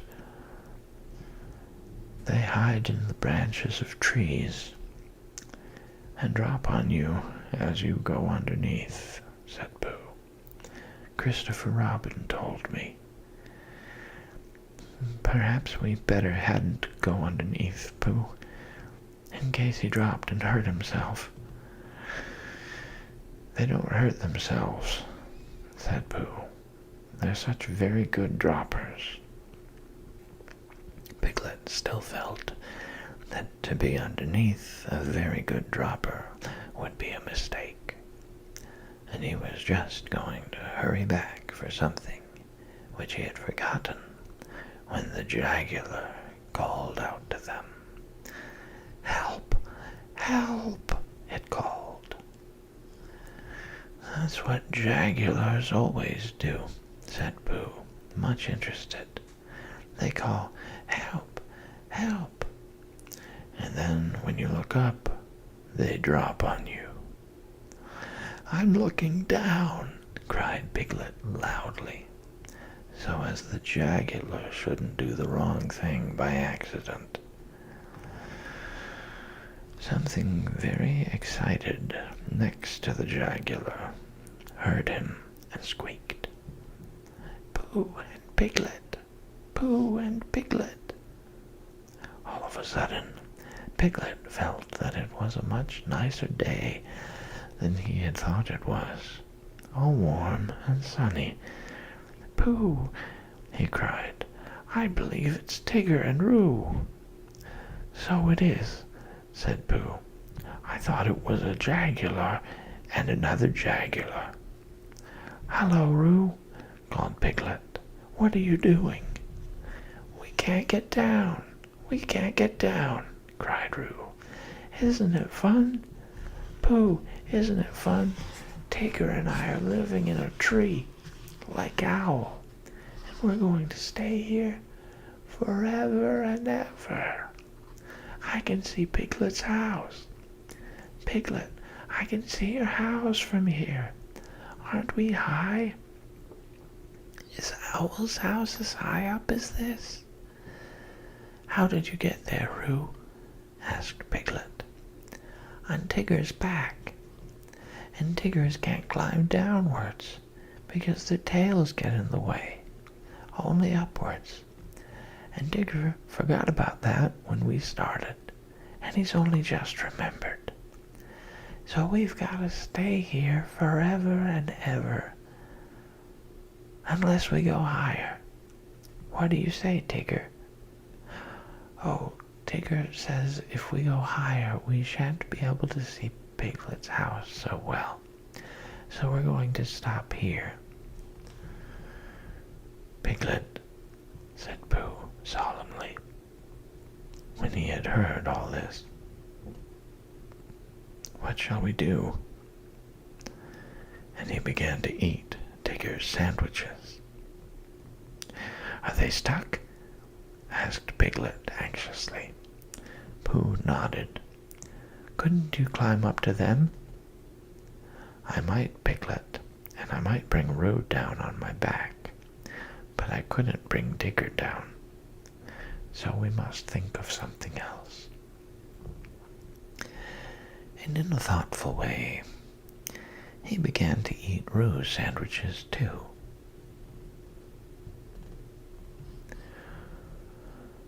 Whether he would have thought of anything before he had finished the last sandwich, I don't know.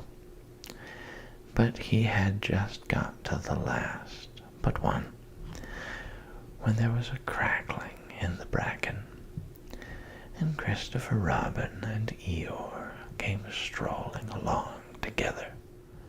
I shouldn't be surprised if it hailed a good deal tomorrow, Eeyore was saying. Blizzards and whatnot. Being fine today doesn't mean anything. It has no what's that word? Well, it has none of that. It's just a small piece of weather. There's Pooh, said Christopher Robin, who didn't much mind what it did tomorrow, as long as he was out in it. Hello, Pooh. It's Christopher Robin, said Piglet. He'll know what to do. They hurried up to him. Oh, Christopher Robin, began Pooh. And Eeyore, said Eeyore. Tigger and Roo are right up in the 6 pine trees, and they can't get down. And I was just saying, put in Piglet, that if only Christopher Robin and Eeyore, if only you were here, then we could think of something to do. Christopher Robin looked up at Tigger and Roo and tried to think of something. I thought, said Piglet earnestly, that if Eeyore stood at the bottom of the tree, and if Pooh stood on Eeyore's back, and if I stood on Pooh's shoulders, and if Eeyore's back snapped suddenly, then we could all laugh. Ha ha. Amusing in a quiet way, said Eeyore, but not really helpful. Well, said Piglet meekly, I thought. Would it break your back, Eeyore?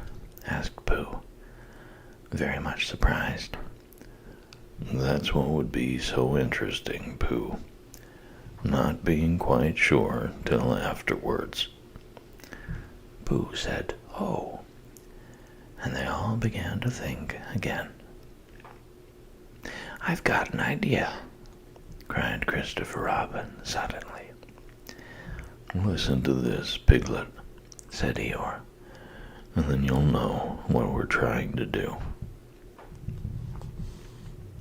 I'll take off my tunic, and we'll each hold a corner, and then Roo and Tigger can jump onto it, and it will be all soft and bouncy for them, and they won't hurt themselves. Getting Tigger down, said Eeyore, and not hurting anybody. Keep those two ideas in your head, Piglet, and you'll be all right. But Piglet wasn't listening. He was so agog at the thought of seeing Christopher Robin's blue braces again. He had only seen them once before, when he was much younger, and being a little overexcited by them, had to go to bed half an hour earlier than usual. And he had always wondered since if they were really as blue and as bracing as he had thought them. So when Christopher Robin took his tunic off, and they were, he felt quite friendly to Eeyore again, and held the corner of the tunic next to him, and smiled happily at him. And Eeyore whispered back, I'm not saying there won't be an accident now, mind you. They're funny things, accidents. You never have them till you're having them. When Roo understood what he had to do, he was wildly excited, and called out, Tigger, Tigger, we're going to jump. Look at me jumping, Tigger. Like flying, my jumping will be. Can Tiggers do it? And he squeaked out, I'm coming, Christopher Robin. And he jumped straight into the middle of the tunic. And he was going so fast that he bounced up again, almost as high as where he was before, and went on bouncing and saying, ooh, for quite a long time.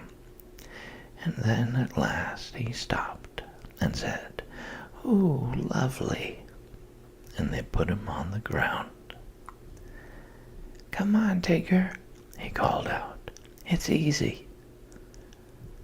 But Tigger was holding on to the branch and saying to himself, it's all very well for jumping animals like kangas, and it's quite different for swimming animals like Tiggers. And he thought of himself floating on his back down a river, or striking out from one island to another.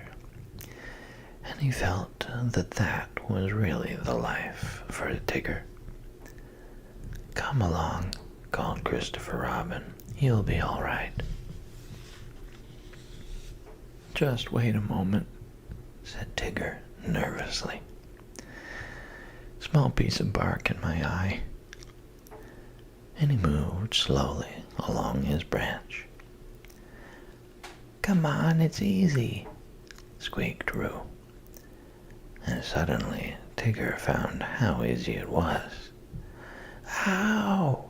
He shouted as the tree flew past him. Look out! Cried Christopher Robin to the others.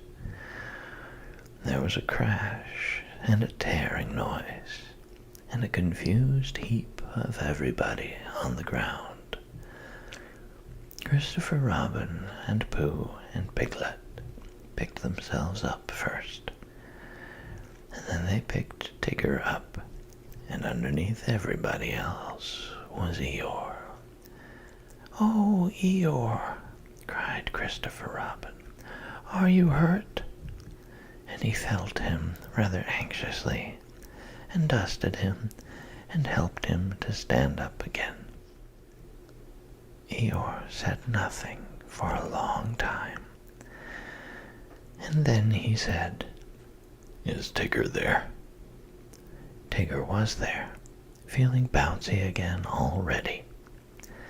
Yes, said Christopher Robin. "Tigger's here." "Well, just thank him for me," said Eeyore.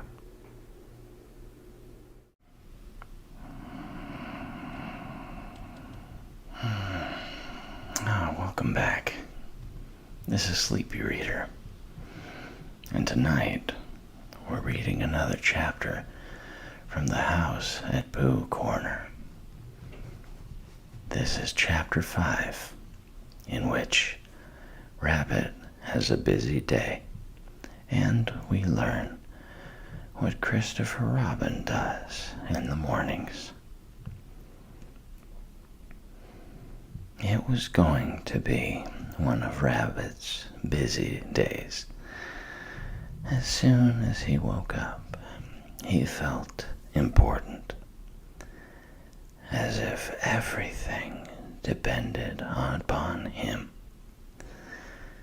It was just the day for organizing something, or for writing a notice signed Rabbit, or for seeing what everybody else thought about it. It was a perfect morning for hurrying round to Pooh and saying, "Very well then, I'll tell Piglet," and then going to Piglet and saying, "Pooh thinks, but perhaps I'd better see Owl first." It was a captainish sort of day, when everybody said, "Yes, Rabbit," and "No, Rabbit," and waited until he had told them. He came out of his house and sniffed the warm spring morning as he wondered what he would do. Kanga's house was nearest, and at Kanga's house was Roo, who said "Yes, Rabbit," and "No, Rabbit," almost better than anybody else in the forest. But there was another animal there nowadays, the strange and bouncy Tigger. And he was the sort of Tigger who was always in front when you were showing him the way anywhere, and was generally out of sight when at last you came to the place and said proudly, "Here we are." "No, not Kanga's," said Rabbit thoughtfully to himself, as he curled his whiskers in the sun. And to make quite sure that he wasn't going there, he turned to the left and trotted off in the other direction, which was the way to Christopher Robin's house. "After all," said Rabbit to himself, "Christopher Robin depends on me. He's fond of Pooh and Piglet and Eeyore, and so am I. But they haven't any brain, not to notice. And he respects Owl, because you can't help respecting anybody who can spell Tuesday, even if he doesn't spell it right. But spelling isn't everything. There are days when spelling Tuesday simply doesn't count. And Kanga is too busy looking after Roo, and Roo is too young, and Tigger is too bouncy to be any help. So there's really nobody but me when you come to look at it. I'll go and see if there's anything he wants doing, and then I'll do it for him.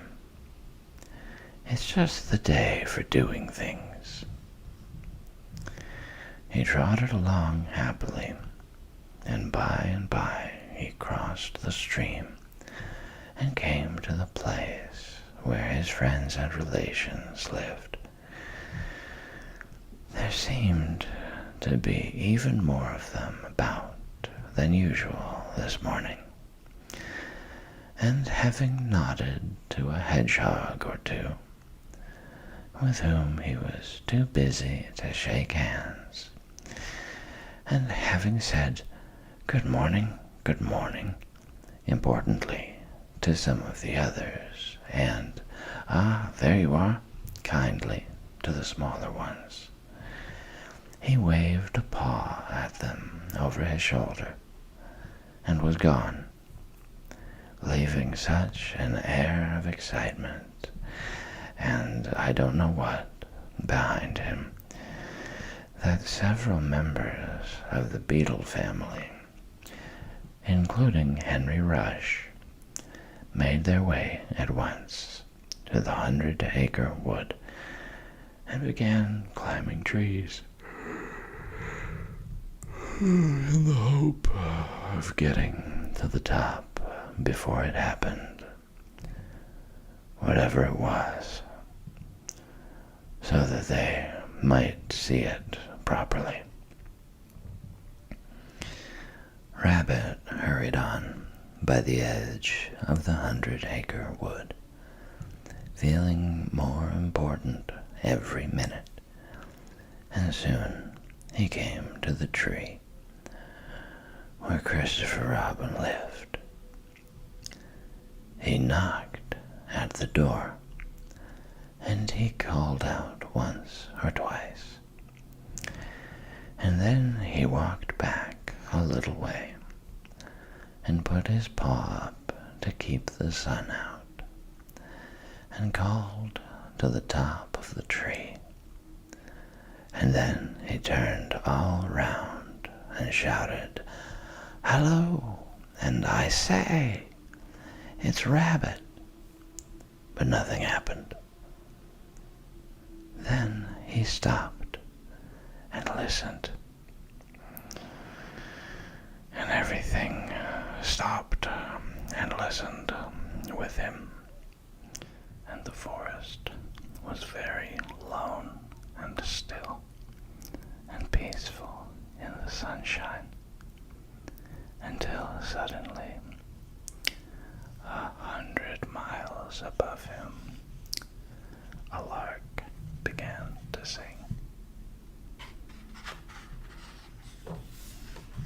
"Bother," said Rabbit.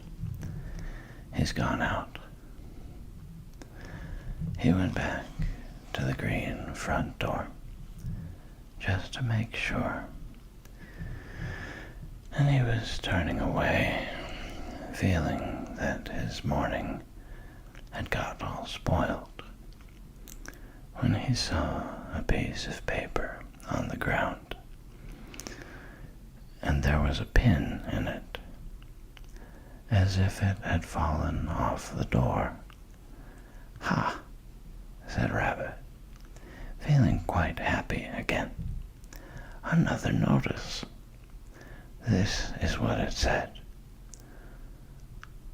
"Gone out back sun, busy back sun, CR." "Ha!" said Rabbit again. "I must tell the others," and he hurried off importantly. The nearest house was Owl's, and to Owl's house in the 100-acre wood he made his way. He came to Owl's door, and he knocked, and he rang, and he rang, and he knocked, and at last Owl's head came out and said, "Go away, I'm thinking. Oh, it's you?" Which was how he always began. "Owl," said Rabbit shortly, "you and I have brains. The others have fluff. If there is any thinking to be done in this forest, I say thinking, you and I must do it. Yes, said Owl. I was. Read that. Owl took Christopher Robin's notice from Rabbit and looked at it nervously. He could spell his own name, W-O-L, and he could spell Tuesday so that you knew it wasn't Wednesday, and he could read quite comfortably when you weren't looking over his shoulder and saying, well, all the time. And he could, well, said Rabbit.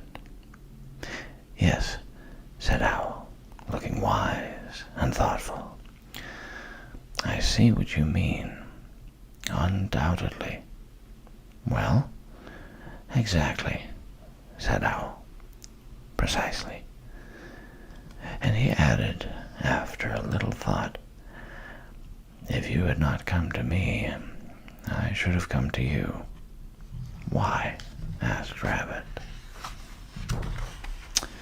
For that very reason, said Owl, hoping that something helpful would happen soon. Yesterday morning, said Rabbit solemnly, I went to see Christopher Robin. He was out. Pinned on his door was a notice. The same notice, a different one, but the meaning was the same. It's very odd. Amazing, said Owl, looking at the notice again and getting, just for a moment, a curious sort of feeling that something had happened to Christopher Robin's back. What did you do? Nothing. The best thing, said Owl wisely.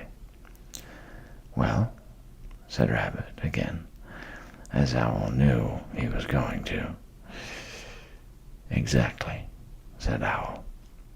For a little while he couldn't think of anything more, and then, all of a sudden, he had an idea. Tell me, Rabbit, he said, the exact words of the first notice.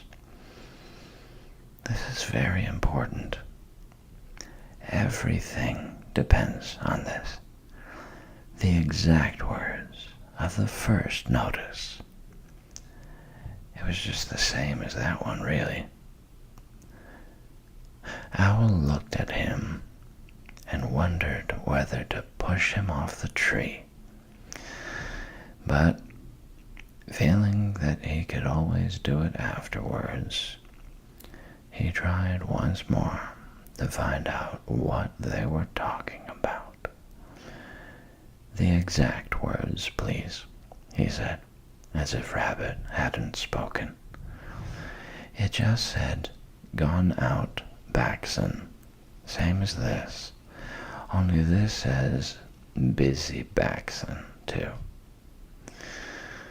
Owl gave a great sigh of relief.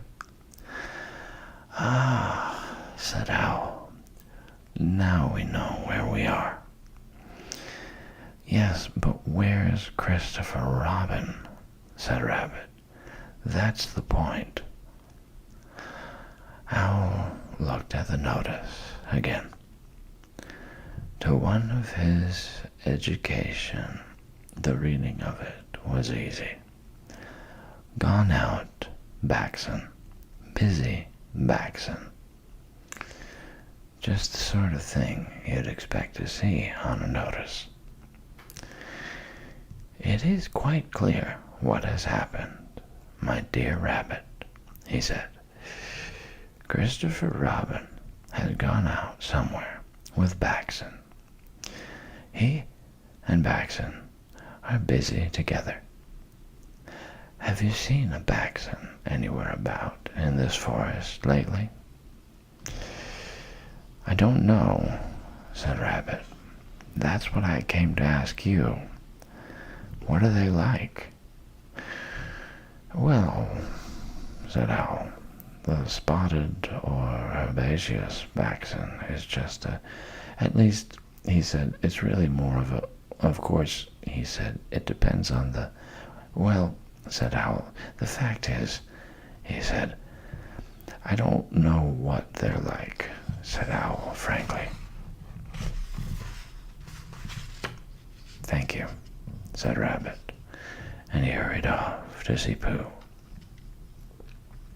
Before he'd gone very far, he heard a noise. So he stopped and listened. This was the noise. Noise by Pooh. Oh, the butterflies are flying. Now the winter days are dying, and the primroses are trying to be seen. And the turtle doves are cooing, and the woods are up and doing, for the violets are bluing in the green.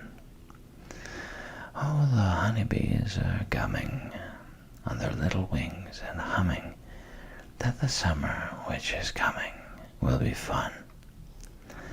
And the cows are almost cooing, and the turtle doves are mooing, which is why a Pooh is booing in the sun.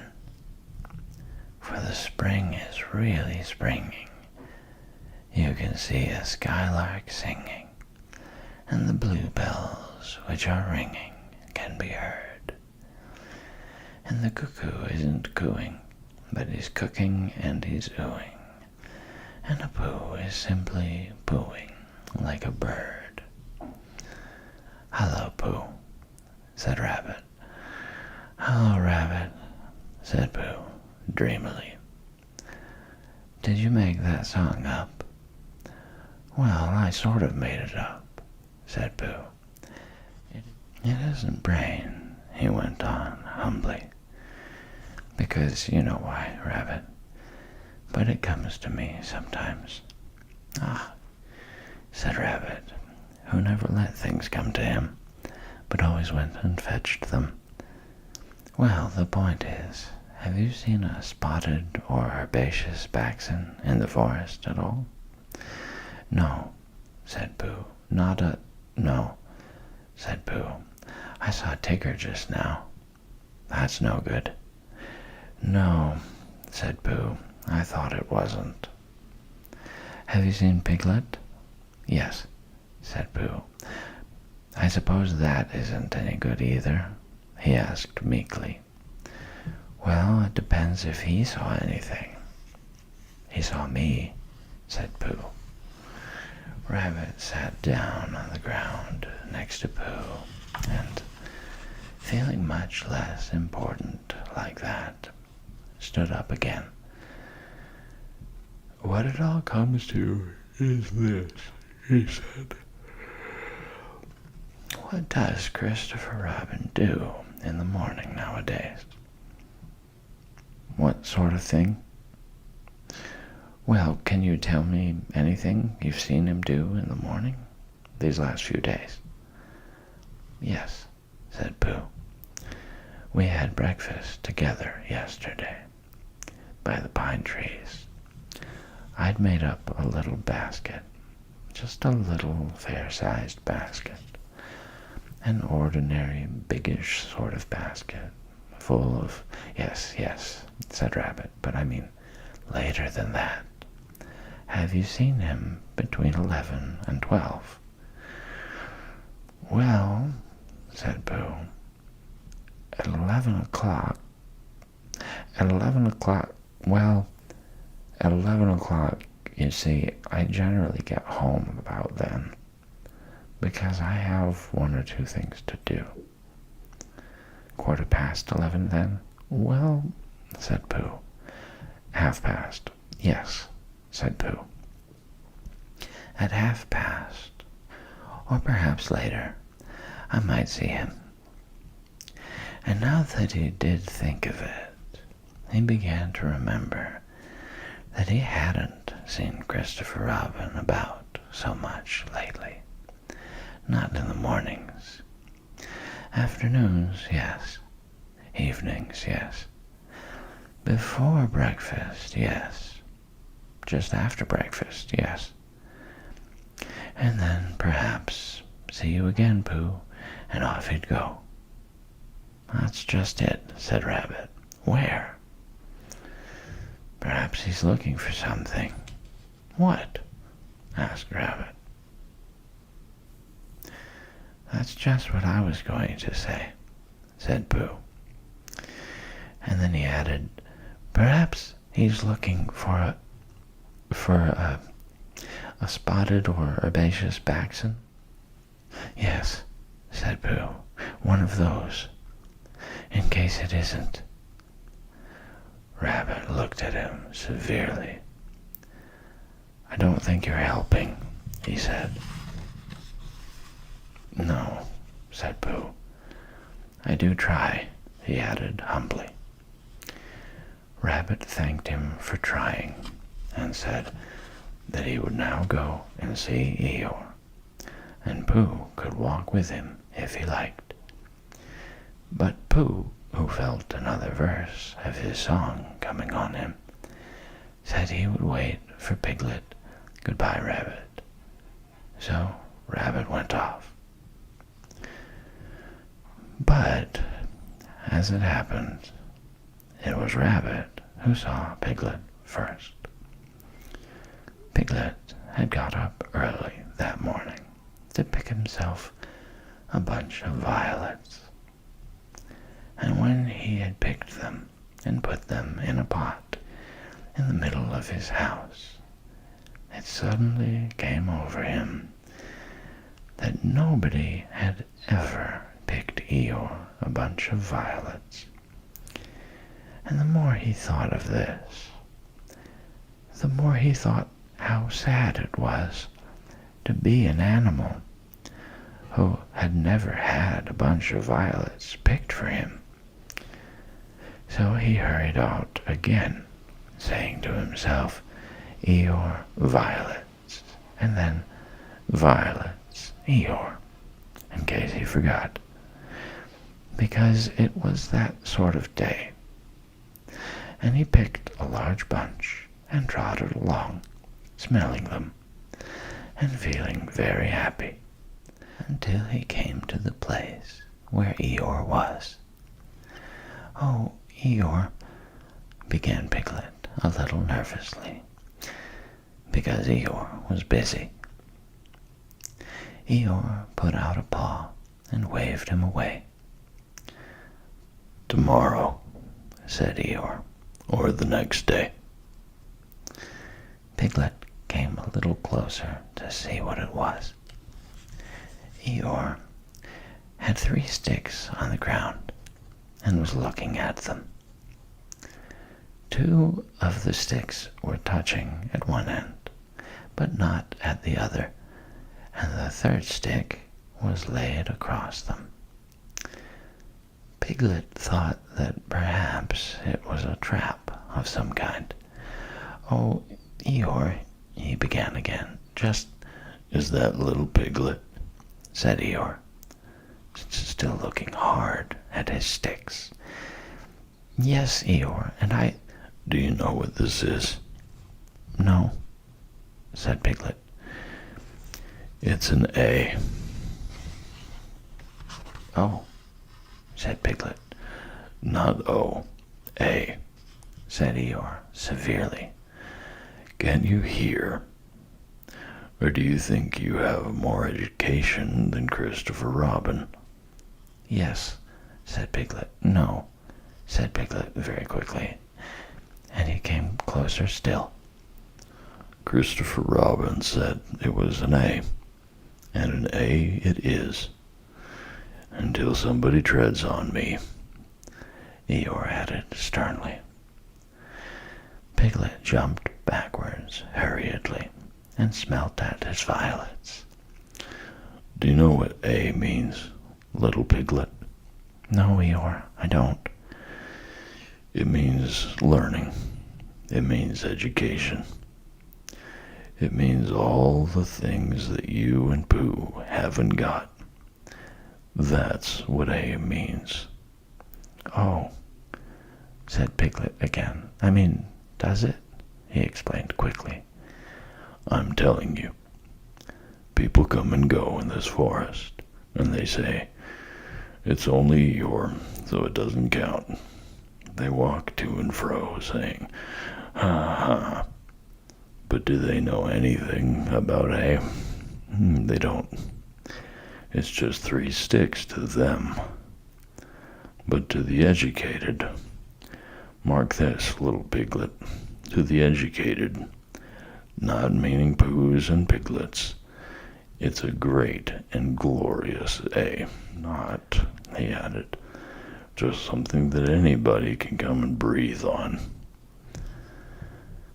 Piglet stepped back nervously and looked around for help. Here's Rabbit, he said gladly. Hello, Rabbit. Rabbit came up importantly, nodded to Piglet, and said, Ah, Eeyore, in the voice of one who would be saying goodbye in about 2 more minutes. There's just one thing I wanted to ask you, Eeyore. What happens to Christopher Robin in the mornings nowadays? What's this that I'm looking at? Said Eeyore, still looking at it. 3 sticks, said Rabbit promptly. You see, said Eeyore to Piglet. He turned to Rabbit. I will now answer your question, he said solemnly. Thank you, said Rabbit. What does Christopher Robin do in the mornings? He learns. He becomes educated. He instigates. I think that's the word he mentioned, but I might be referring to something else. He instigates knowledge. In my small way, I also, if I have the word right, am doing what he does. That, for instance, is an A, said Rabbit, but it's not a very good one. Well, I must get back and tell the others. Eeyore looked at his sticks, and then he looked at Piglet. What did Rabbit say it was? He asked. An A, said Piglet. Did you tell him? No, Eeyore, I didn't. I expect he just knew. He knew? You mean this A thing is a thing Rabbit knew? Yes, Eeyore. He's clever, Rabbit is. Clever, said Eeyore scornfully, putting a foot heavily on his 3 sticks. Education, said Eeyore bitterly, jumping on his 6 sticks. What is learning? Asked Eeyore, as he kicked his 12 sticks into the air. A thing Rabbit knows. Ha! I think, began Piglet nervously. Don't, said Eeyore. I think violets are rather nice, said Piglet. And he laid his bunch in front of Eeyore and scampered off. Next morning, the notice on Christopher Robin's door said, Gone out, back soon, C.R. Which is why all the animals in the forest, except, of course, the spotted and herbaceous Baxen, now know what Christopher Robin does in the mornings.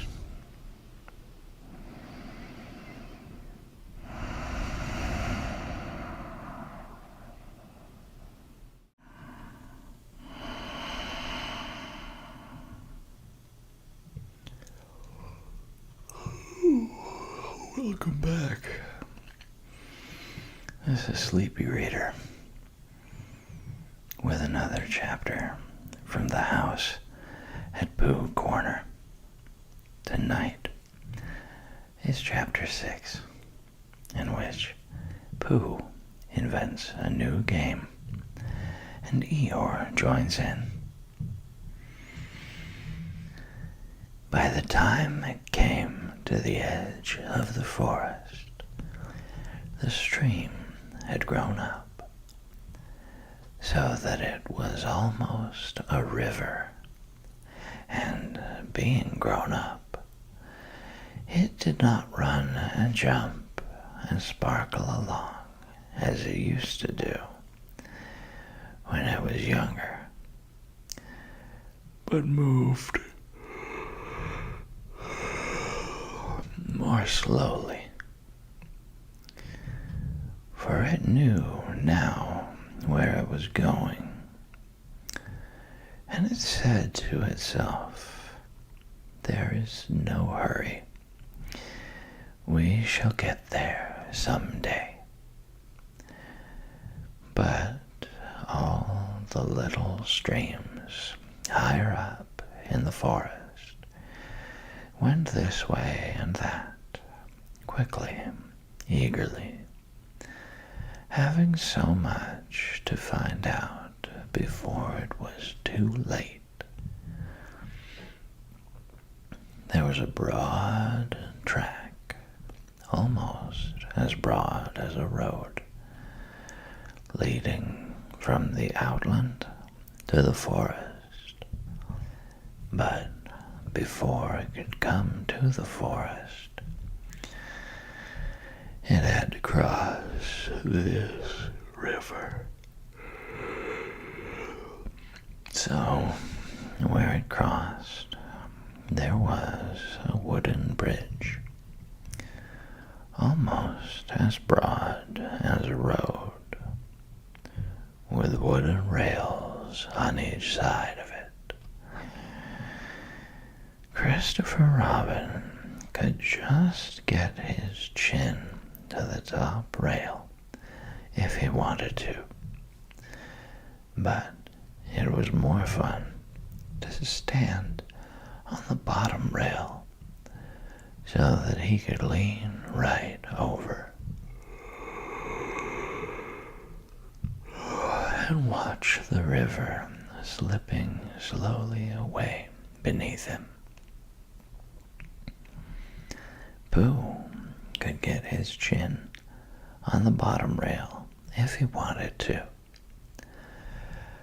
but it was more fun to lie down and get his head under it and watch the river slipping slowly away beneath him.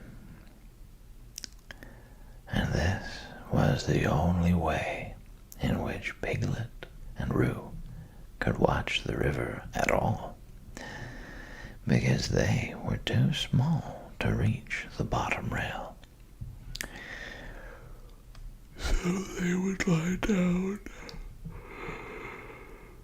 and watch it, and it slipped away very slowly,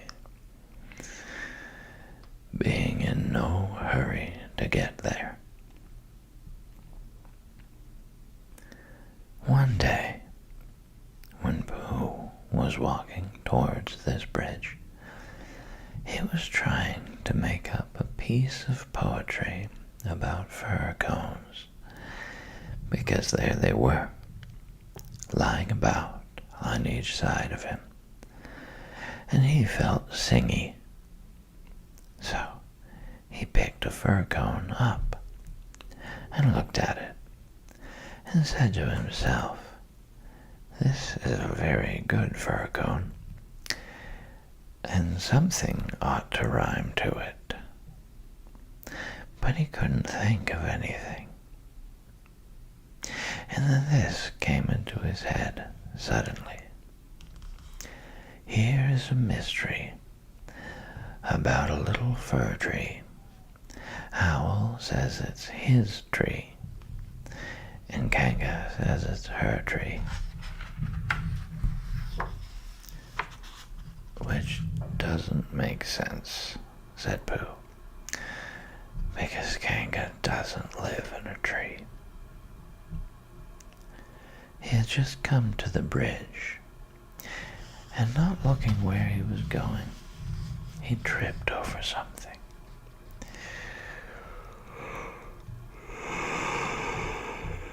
And the fir cone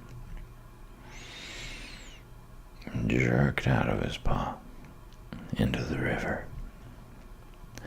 "Bother," said Pooh, and it floated slowly under the bridge, and he went back to get another fir cone, which had a rhyme to it. But then he thought that he would just look at the river instead, because it was a peaceful sort of day. So he lay down and looked at it,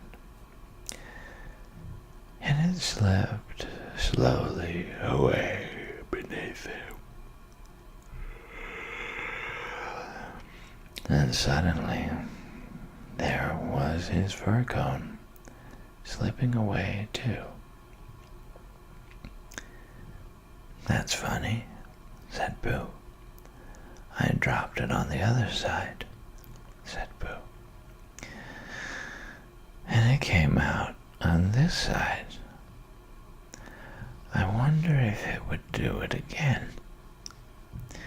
And he went back for some more fir cones. It did. It kept on doing it. Then he dropped 2 in at once, and leaned over the bridge to see which of them would come out first. And one of them did. But as they were both the same size, he didn't know if it was the one which he wanted to win or the other one. So the next time he dropped one big one and one little one, and the big one came out first, which was what he had said it would do, and the little one came out last, which was what he had said it would do. So he had won twice. And when he went home for tea, he had won 36 and lost 28, which meant that he had, well, you can take 28 from 36, and that's what he was, instead of the other way around. And that was the beginning of the game called Pooh Sticks, which Pooh invented, in which he and his friends used to play on the edge of the forest. But they played with sticks instead of fir cones, because they were easier to mark. Now one day, Pooh and Piglet and Rabbit and Roo were all playing Pooh Sticks together. They had dropped their sticks in when Rabbit said, "Go!" And then they had hurried across to the other side of the bridge. And now they were all leaning over the edge, waiting to see whose stick would come out first. But it was a long time coming, because the river was very lazy that day, and hardly seemed to mind if it didn't ever get there at all. "I can see mine," cried Roo. "No, I can't. It's something else. Can you see yours, Piglet?" "I thought I could see mine, but I couldn't." "There it is." "No, it isn't." "Can you see yours, Pooh?" "No," said Pooh. "I expect my stick's stuck," said Roo. "Rabbit, my stick's stuck. Is your stick stuck, Piglet?" "They always take longer than you think," said Rabbit. "How long do you think they'll take?" asked Roo. I can see yours, Piglet, said Pooh suddenly. Mine's a sort of grayish one, said Piglet, not daring to lean too far over in case he fell in. Yes, that's what I can see. It's coming over onto my side. Rabbit leaned over further than ever, looking for his, and Roo wriggled up and down, calling out, "Come on, stick, stick, stick, stick." And Piglet got very excited, because his was the only one which had been seen, and that meant that he was winning. "It's coming," said Pooh. "Are you sure it's mine?"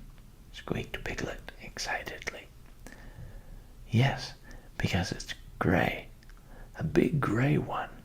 Here it comes. A very big gray...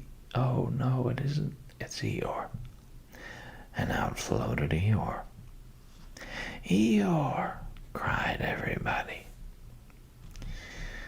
Looking very calm, very dignified, with his legs in the air, came Eeyore from beneath the bridge. "It's Eeyore!" cried Roo, terribly excited. "Is that so?" said Eeyore, getting caught up by a little eddy and turning slowly around 3 times. "I wondered." "I didn't know you were playing," said Roo. "I'm not," said Eeyore. "Eeyore, what are you doing there?" said Rabbit. "I'll give you 3 guesses, Rabbit. Digging holes in the ground? Wrong. Leaping from branch to branch of a young oak tree? Wrong. Waiting for somebody to help me out of the river? Right. Give Rabbit time, and he'll always get the answer." "But Eeyore," said Pooh in distress, "what can we... how shall we... Do you think if we..." "Yes," said Eeyore. "One of those would be just the thing. Thank you, Pooh." "He's going round and round," said Roo, much impressed.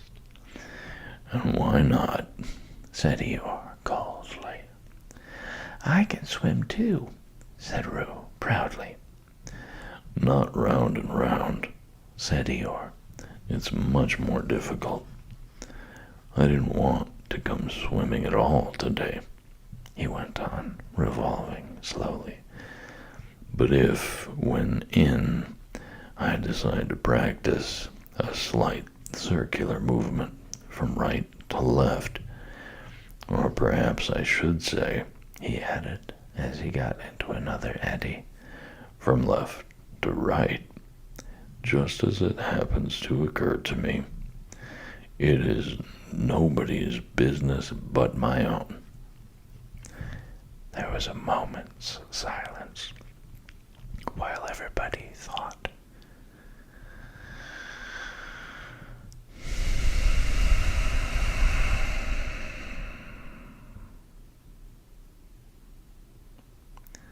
"I've got a sort of idea," said Pooh at last, "but I don't suppose it's a very good one." "I don't suppose it is either," said Eeyore. "Go on, Pooh," said Rabbit. "Let's have it." "Well, if we all threw stones and things into the river on one side of Eeyore, the stones would make waves, and the waves would wash him to the other side." "That's a very good idea," said Rabbit, and Pooh looked happy again. "Very," said Eeyore. "When I want to be washed, Pooh, I'll let you know." "Supposing we hit him by mistake," said Piglet anxiously. "Or supposing you missed him by mistake." said Eeyore. Think of all the possibilities, Piglet, before you settle down to enjoy yourselves. But Pooh had got the biggest stone he could carry and was leaning over the bridge, holding it in his paws. "I'm not throwing it, I'm dropping it, Eeyore," he explained. "And then I can't I can't hit you. Could you stop turning round for a moment, because it muddles me rather?" "No," said Eeyore. "I like turning around." Rabbit began to feel that it was time he took command. "Now, Pooh," he said, "when I say now, you can drop it. Eeyore, when I say now, Pooh will drop his stone." "Thank you very much, Rabbit, but I expect I shall know."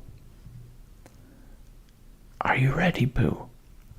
Piglet, give Pooh a little more room. Get back a bit there, Roo. Are you ready?" "No," said Eeyore. "Now," said Rabbit. Pooh dropped his stone. There was a loud splash, and Eeyore disappeared.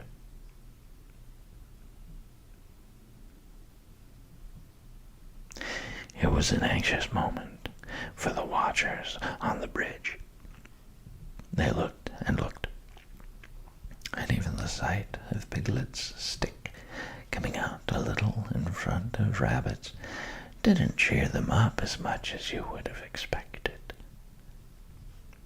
And then, just as Pooh was beginning to think that he must have chosen the wrong stone, or the wrong river, or the wrong day for his idea, something gray showed for a moment by the riverbank, and it got slowly bigger and bigger, and at last it was Eeyore coming out. With a shout, they rushed off the bridge and pushed and pulled at him, and soon he was standing among them again on dry land. "Oh, Eeyore, you are wet," said Piglet, feeling him.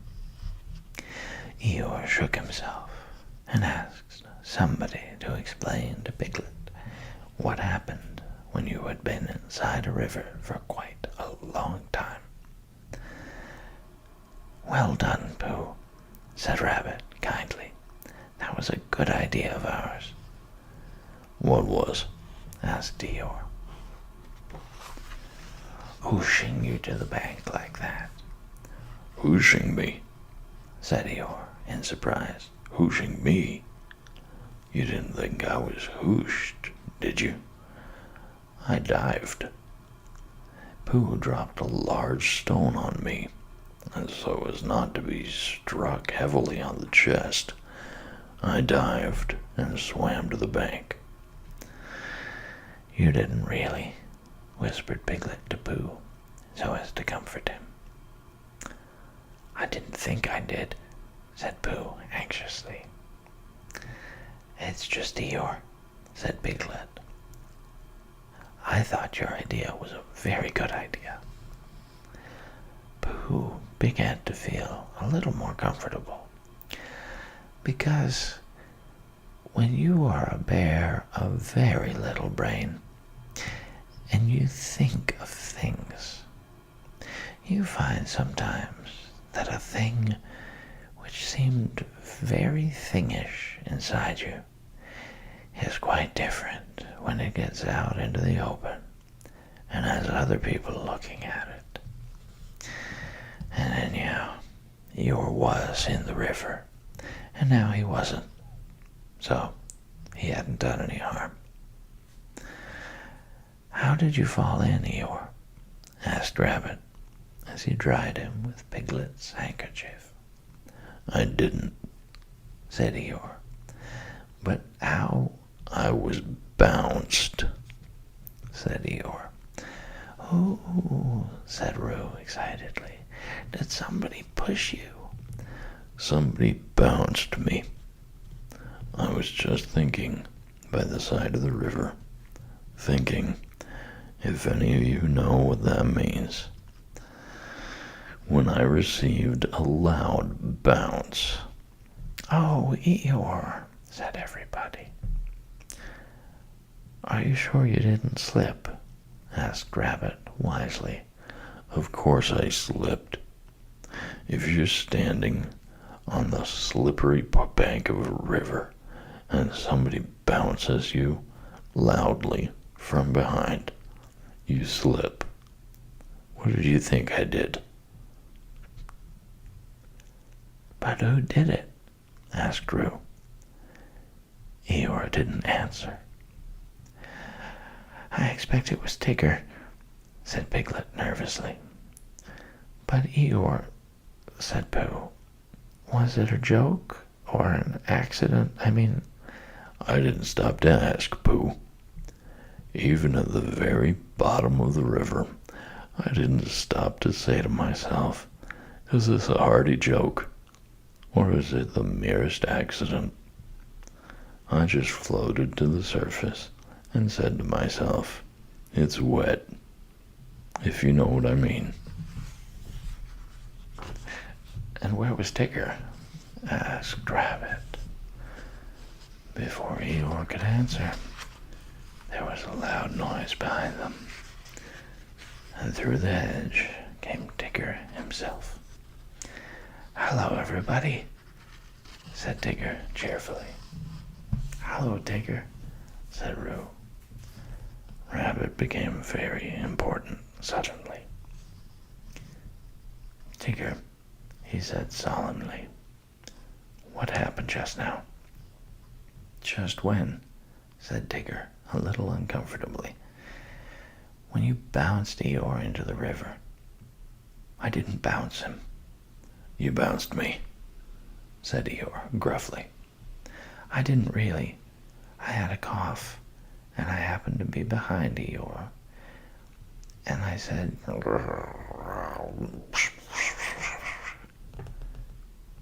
Why? Said Rabbit, helping Piglet up and dusting him. It's all right, Piglet. It took me by surprise, said Piglet nervously. That's what I call bouncing, said Eeyore. Taking people by surprise. Very unpleasant habit. I don't mind Tigger being in the forest, he went on, because it's a large forest, and there's plenty of room to bounce in it. But I don't see why he should come into my little corner of it and bounce there. It isn't as if there was anything very wonderful about my little corner. Of course, for people who like cold, wet, ugly bits, it is something rather special. But otherwise, it's just a corner. And if anybody feels bouncy... I didn't bounce. I coughed, said Tigger crossly.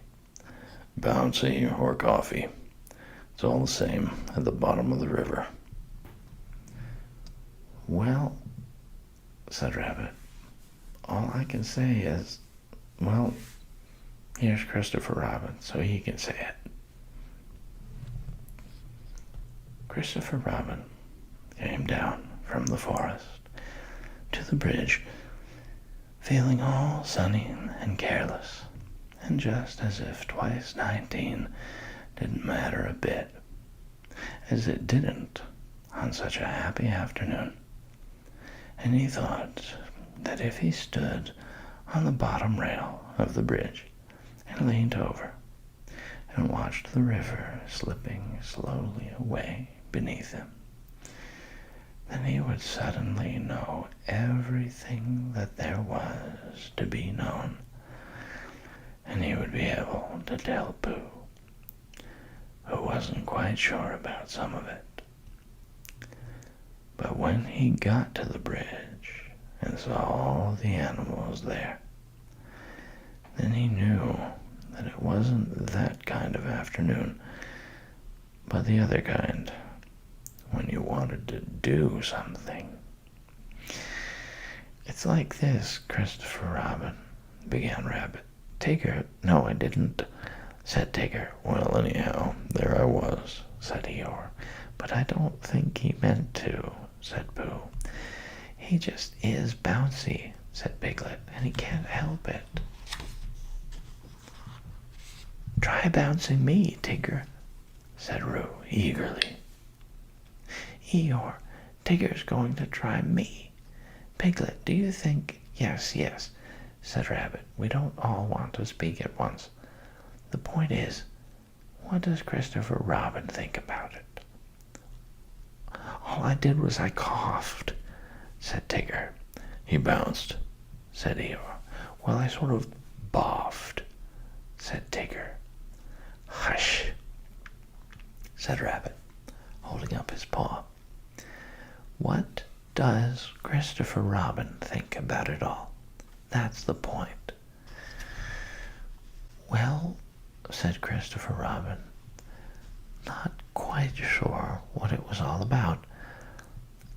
I think, yes, said everybody. I think we all ought to play Pooh Sticks. So they did.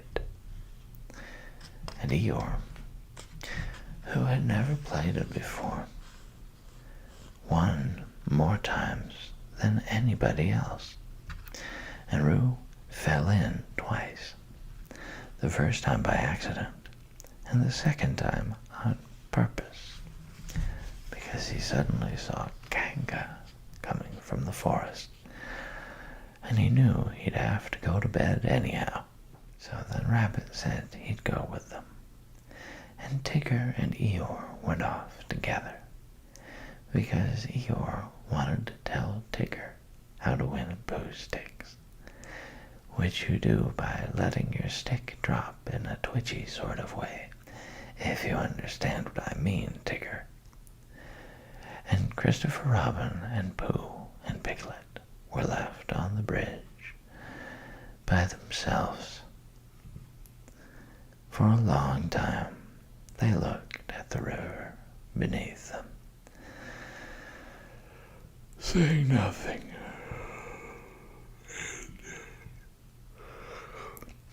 The river said nothing too, for it felt very quiet and peaceful on this summer afternoon.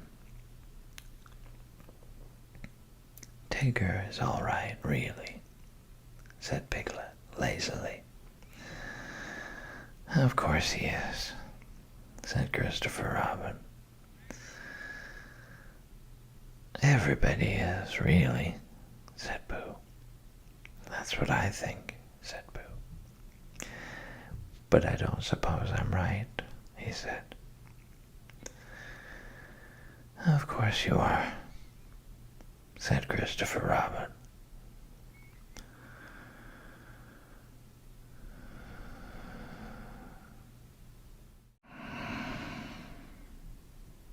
Oh, welcome back. This is Sleepy Reader with another chapter from the house at Pooh Corner. This week we're reading chapter 7, in which Tigger is unbalanced. One day, Rabbit and Piglet were sitting outside Pooh's front door, listening to Rabbit, and Pooh was sitting with them. It was a drowsy summer afternoon, and the forest was full of gentle sounds, which all seemed to be saying to Pooh, "Don't listen to Rabbit, listen to me." So he got into a comfortable position for not listening to Rabbit, and from time to time he opened his eyes to say, "Ah," and then closed them again to say, "True." And from time to time Rabbit said, "You see what I mean, Piglet," very earnestly, And Piglet nodded earnestly to show that he did. In fact, said Rabbit, coming to the end of it at last, Tigger's getting so bouncy nowadays that it's time we taught him a lesson. Don't you think so, Piglet? Piglet said that Tigger was very bouncy, and that if they could think of a way of unbouncing him, it would be a very good idea. Just what I feel, said Rabbit. What do you say, Pooh? Pooh opened his eyes with a jerk and said, Extremely. Extremely what? Asked Rabbit. What you were saying, said Pooh. Undoubtedly. Piglet gave Pooh a stiffening sort of nudge, and Pooh, who felt more and more that he was somewhere else, got up slowly and began to look for himself. But how shall we do it? Asked Piglet. What sort of a lesson, Rabbit? That's the point, said Rabbit. The word lesson came back to Pooh as one he had heard before somewhere. There's a thing called twice times, he said. Christopher Robin tried to teach it to me once, but it didn't. What didn't? Said Rabbit. Didn't what? Said Piglet. Pooh shook his head. I don't know, he said. It just didn't. What are we talking about?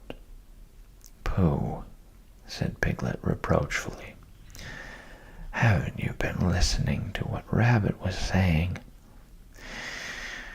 I listened, but I had a small piece of fluff in my ear.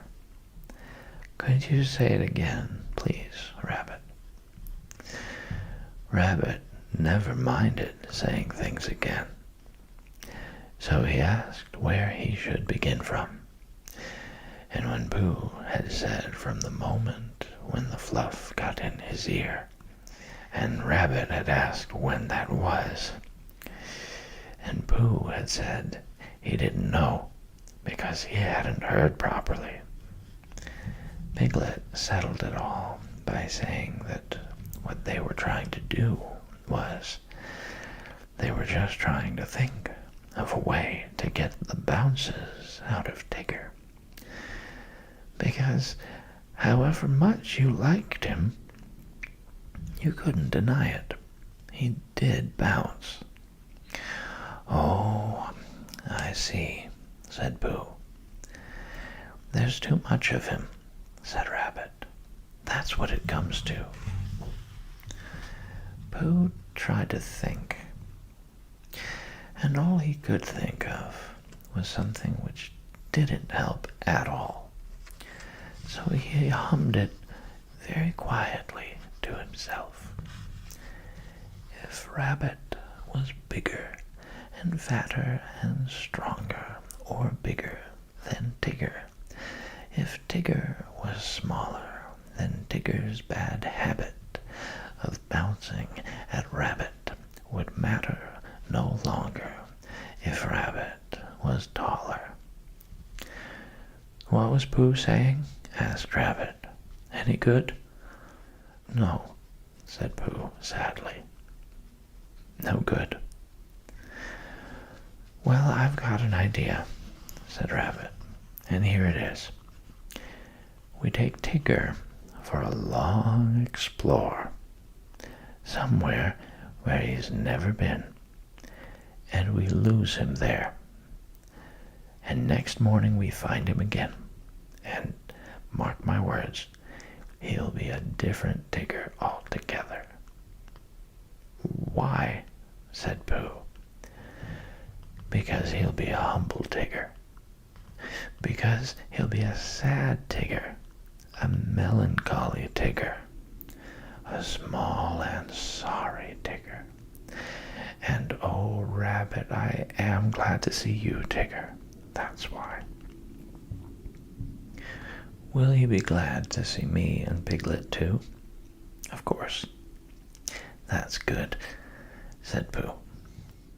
Tiggers never go on being sad, explained Rabbit. They get over it with astonishing rapidity. I asked Owl, just to make sure, and he said that that's what they always get over it with. But if we can make Tigger feel small and sad, just for 5 minutes, we still have done a good deed. Would Christopher Robin think so? Asked Piglet. Yes, said Rabbit. He'd say, you've done a good deed, Piglet. I would have done it myself, only I happened to be doing something else. Thank you, Piglet. And Pooh, of course. Piglet felt very glad about this, and he saw at once that what they were going to do to Tigger was a good thing to do.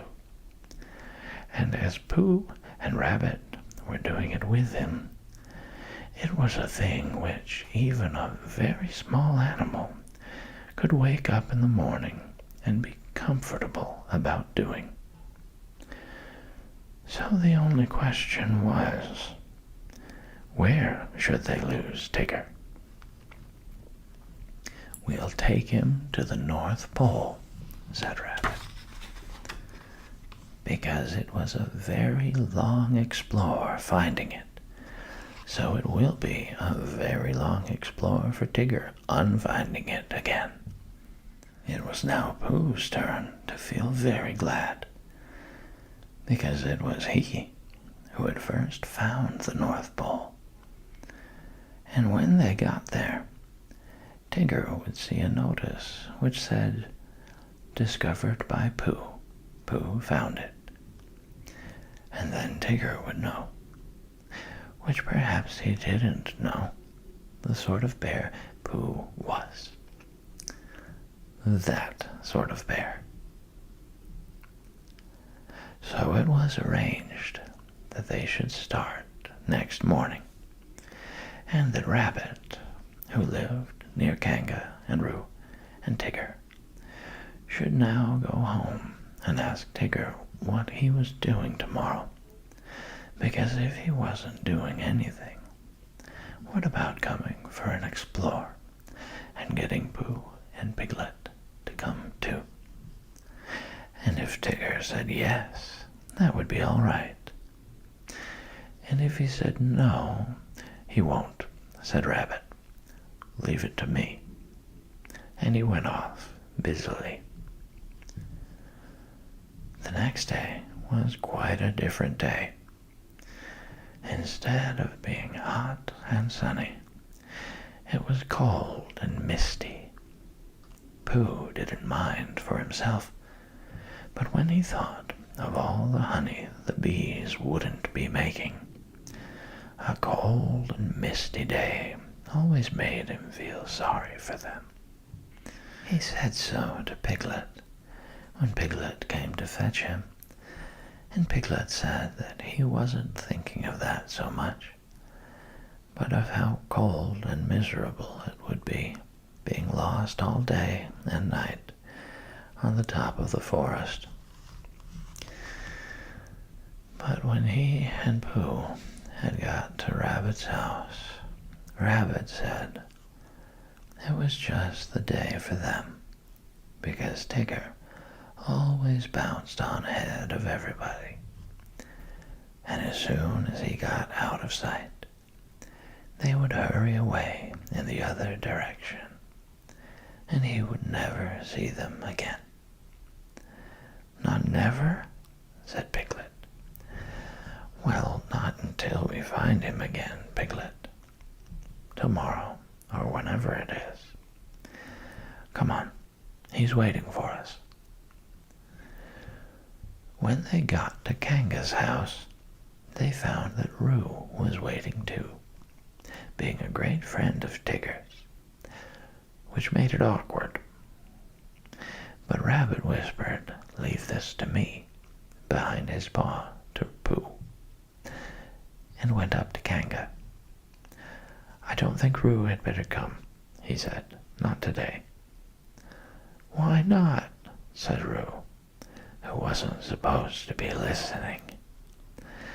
"Nasty cold day," said Rabbit, shaking his head. "And you were coughing this morning." "How do you know?" asked Roo indignantly. "Oh, Roo, you never told me," said Kanga reproachfully. "It was a biscuit cough," said Roo, "not one you tell about." "I think not today, dear. Another day." "Tomorrow?" said Roo, hopefully. "We'll see," said Kanga. "You're always seeing, and nothing ever happens," said Roo sadly. "Nobody could see on a day like this, Roo," said Rabbit. "I don't expect we shall get very far. And then this afternoon Tigger, there you are. Come on. Goodbye, Roo. This afternoon come on, Pooh. All ready? That's right, come on." So they went. At first, Pooh and Rabbit and Piglet walked together, and Tigger ran round them in circles. And then, when the path got narrower, Rabbit, Piglet, and Pooh walked one after another, and Tigger ran round them in oblongs, and by, when the gorse got very prickly on each side of the path, Tigger ran up and down in front of them, and sometimes he bounced into Rabbit, and sometimes he didn't. And as they got higher, the mist got thicker, so the Tigger kept disappearing. And then when you thought he wasn't there, there he was again, saying, "I say, come on." And before you could say anything, there he wasn't. Rabbit turned round and nudged Piglet. "The next time," he said, "tell Pooh." "The next time," said Piglet to Pooh. "The next what?" said Pooh to Piglet. Tigger appeared suddenly, bounced into Rabbit, and disappeared again. "Now," said Rabbit. He jumped into a hollow by the side of the path, and Pooh and Piglet jumped after him. They crouched in the bracken, listening.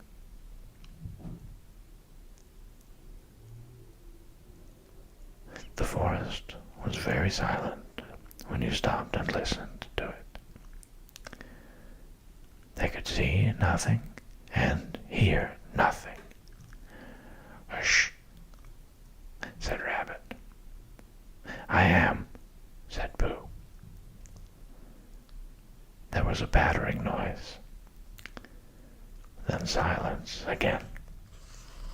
"Hello," said Tigger, and he sounded so close suddenly that Piglet would have jumped if Pooh hadn't accidentally been sitting on most of him. "Where are you?" called Tigger. Rabbit nudged Pooh, and Pooh looked about for Piglet to nudge, but couldn't find him. And Piglet went on breathing wet bracken as quietly as he could, and felt very brave and excited. "That's funny," said Tigger. There was a moment's silence, and then they heard him pattering off again,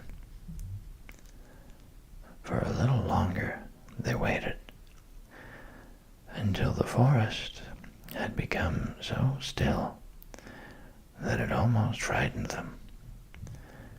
And then Rabbit got up and stretched himself. "Well," he whispered proudly, "there we are, just as I said." "I've been thinking," said Pooh, "and I think—" "No," said Rabbit, "don't. Run. Come on." And they all hurried off, Rabbit leading the way. "Now," said Rabbit, after they had gone a little way, "we can talk. What were you going to say, Pooh?" "Nothing much. Why are we going along here?" "Because it's the way home." "Oh," said Pooh. "I think it's more to the right," said Piglet nervously. "What do you think, Pooh?" Pooh looked at his two paws. He knew that one of them was the right, and he knew that when you had decided which one of them was the right, then the other one was the left, but he never could remember how to begin. "Well," he said slowly. "Come on," said Rabbit. "I know it's this way." They went on. 10 minutes later, they stopped again. "It's very silly," said Rabbit, "but just for the moment of course. Come on." "Here we are," said Rabbit 10 minutes later. "No, we're not." "Now," said Rabbit 10 minutes later, "I think we ought to be getting, or are we a little bit more to the right than I thought?"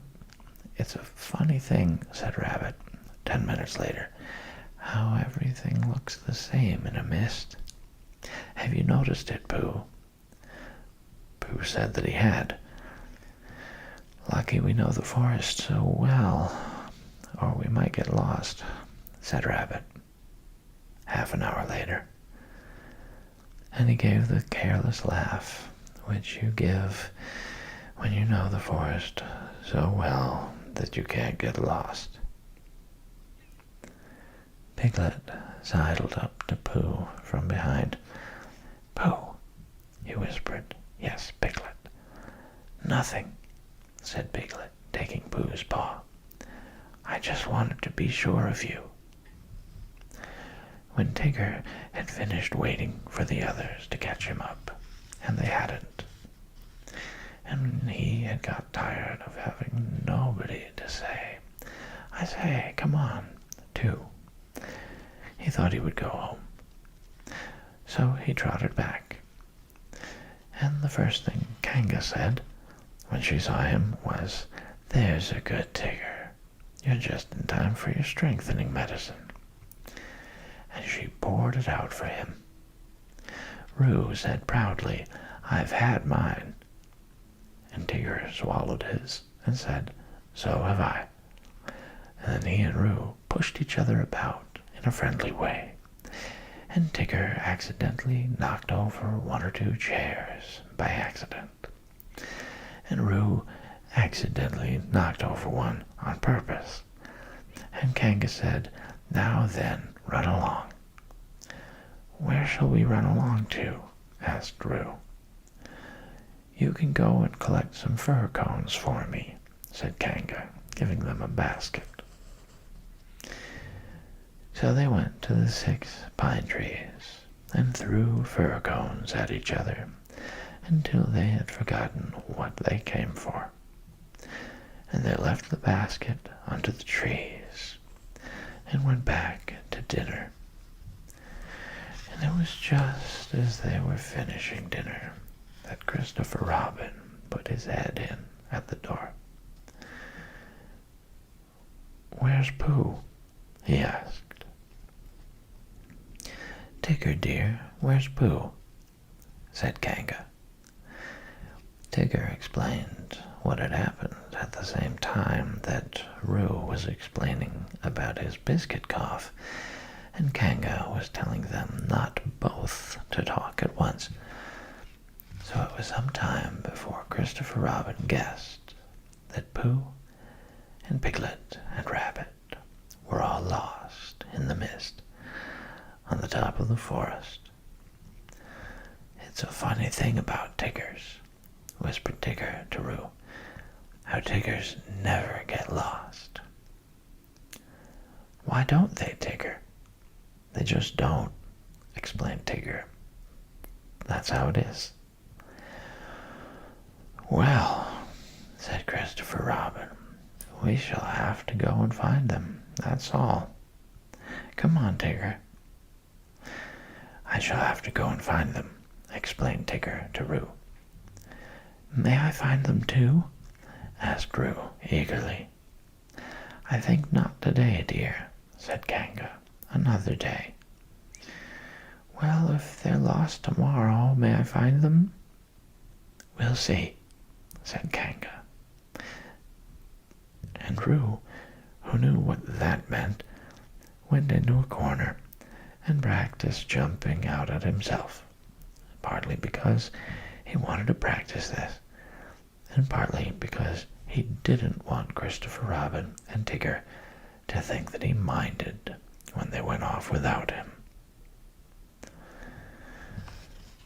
"The fact is," said Rabbit, "we've missed our way somehow."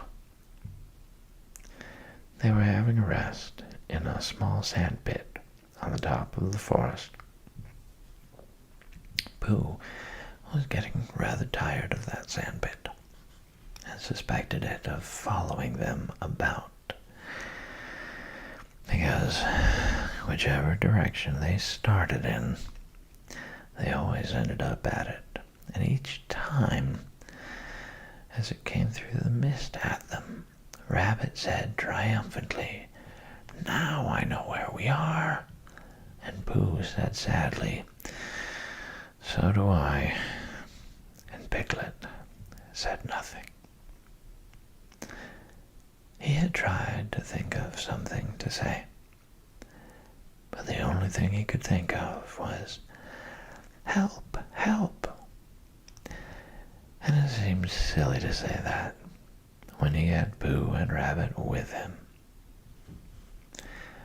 "Well," said Rabbit, after a long silence in which nobody thanked him for the nice walk they were having, "we'd better get on, I suppose. Which way shall we try?" "How would it be," said Pooh slowly, "if, as soon as we're out of sight of this pit, we try to find it again?" "What's the good of that?" said Rabbit. "Well," said Pooh, "we keep looking for home and not finding it. So I thought that if we looked for this pit, we'd be sure not to find it, which would be a good thing, because then we might find something that we weren't looking for, which might be just what we were looking for, really." "I don't see much sense in that," said Rabbit. "No," said Pooh humbly, "there isn't. But there was going to be when I began it. It's just that something happened to it on the way. If I walked away from this pit and then walked back to it, of course I should find it." "Well, I thought perhaps you wouldn't," said Pooh. "I just thought." "Try," said Piglet suddenly. "Try," said Piglet suddenly. "We'll wait here for you." Rabbit gave a laugh to show how silly Piglet was, and walked into the mist. After he had gone 100 yards, he turned and walked back again. And after Pooh and Piglet had waited 20 minutes for him, Pooh got up. "I just thought," said Pooh. "Now then, Piglet, let's go home." "But Pooh," cried Piglet, all excited, "do you know the way?" "No," said Pooh, "but there are 12 pots of honey in my cupboard, and they've been calling to me for hours. I couldn't hear them properly before, because rabbits would talk. But if nobody says anything except those 12 pots, I think, Piglet, I shall know where they are calling from. Come on." They walked off together, and for a long time Piglet said nothing, so as not to interrupt the pots. And then suddenly he made a squeaky noise and an ooh noise, because now he began to know where he was. But he still didn't dare to say so out loud, in case he wasn't. And just when he was getting so sure of himself that it didn't matter whether the pots went on calling or not, there was a shout from in front of them, and out of the mist came Christopher Robin. "Oh, there you are," said Christopher Robin carelessly, trying to pretend that he hadn't been anxious. "Here we are," said Pooh. "Where's Rabbit?" "I don't know," said Pooh. "Oh, well, I expect Tigger will find him. He's sort of looking for you all." "Well," said Pooh, "I've got to go home for something, and so has Piglet, because we haven't had it yet, and I'll come and watch you," said Christopher Robin. So he went home with Pooh and watched him for quite a long time. And all the time he was watching, Tigger was tearing around the forest, making loud yapping noises for Rabbit. And at last, a very small and sorry rabbit heard him. And the small and sorry rabbit rushed through the mist at the noise, and it suddenly turned into Tigger, a friendly Tigger, a grand Tigger, a large and helpful Tigger, a Tigger who bounced, if he bounced at all, in just the beautiful way a Tigger ought to bounce. "Oh, Tigger, I am glad to see you," cried Rabbit.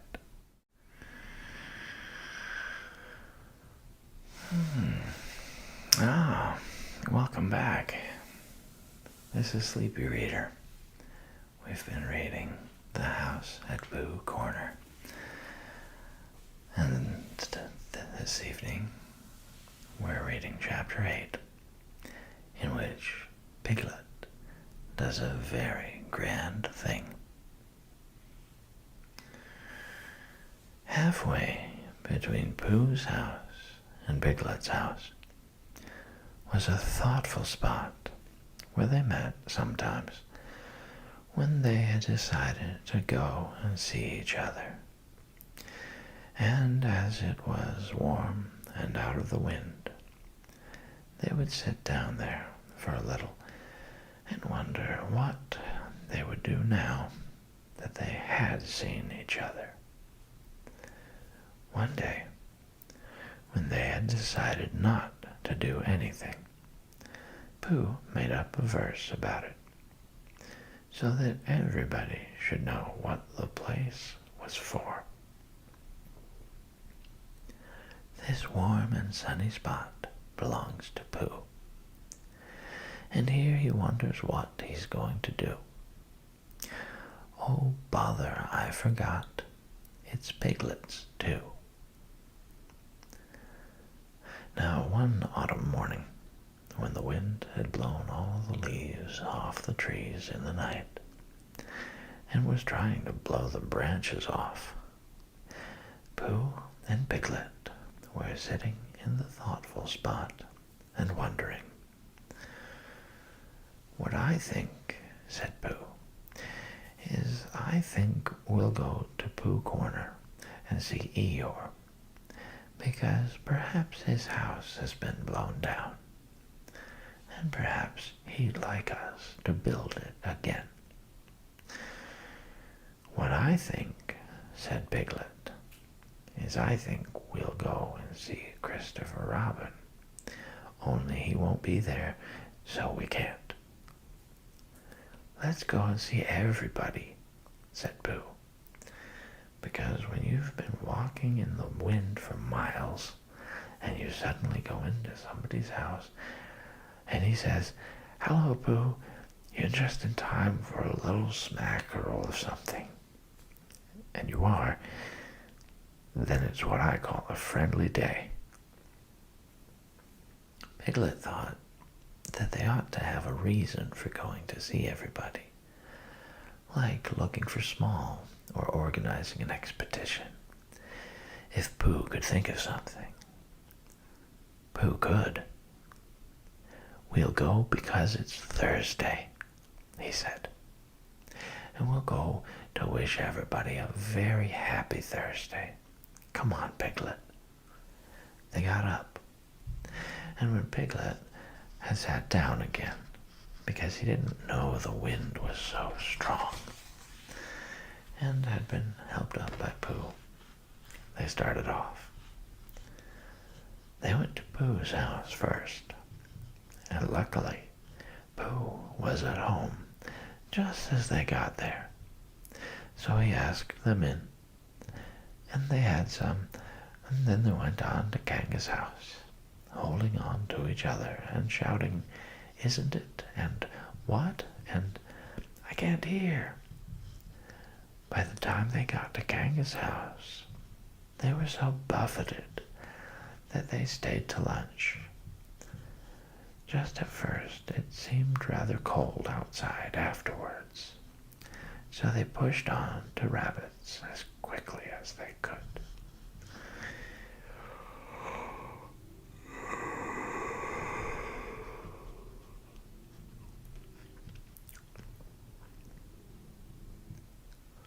"We've come to wish you a very happy Thursday," said Pooh, when he had gone in and out once or twice, just to make sure that he could get out again. "Why, what's going to happen on Thursday?" asked Rabbit. And when Pooh had explained, and Rabbit, whose life was made up of important things, said, "Oh, I thought you'd really come about something," they sat down for a little. And by the by, Pooh and Piglet went on again. The wind was behind them now, so they didn't have to shout. "Rabbit's clever," said Pooh thoughtfully. "Yes," said Piglet, "Rabbit's clever. And he has a brain."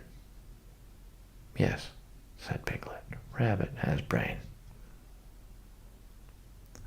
There was a long silence. "I suppose," said Pooh, that's why he never understands anything." Christopher Robin was at home by this time, because it was the afternoon, and he was so glad to see them that they stayed there until very nearly tea time.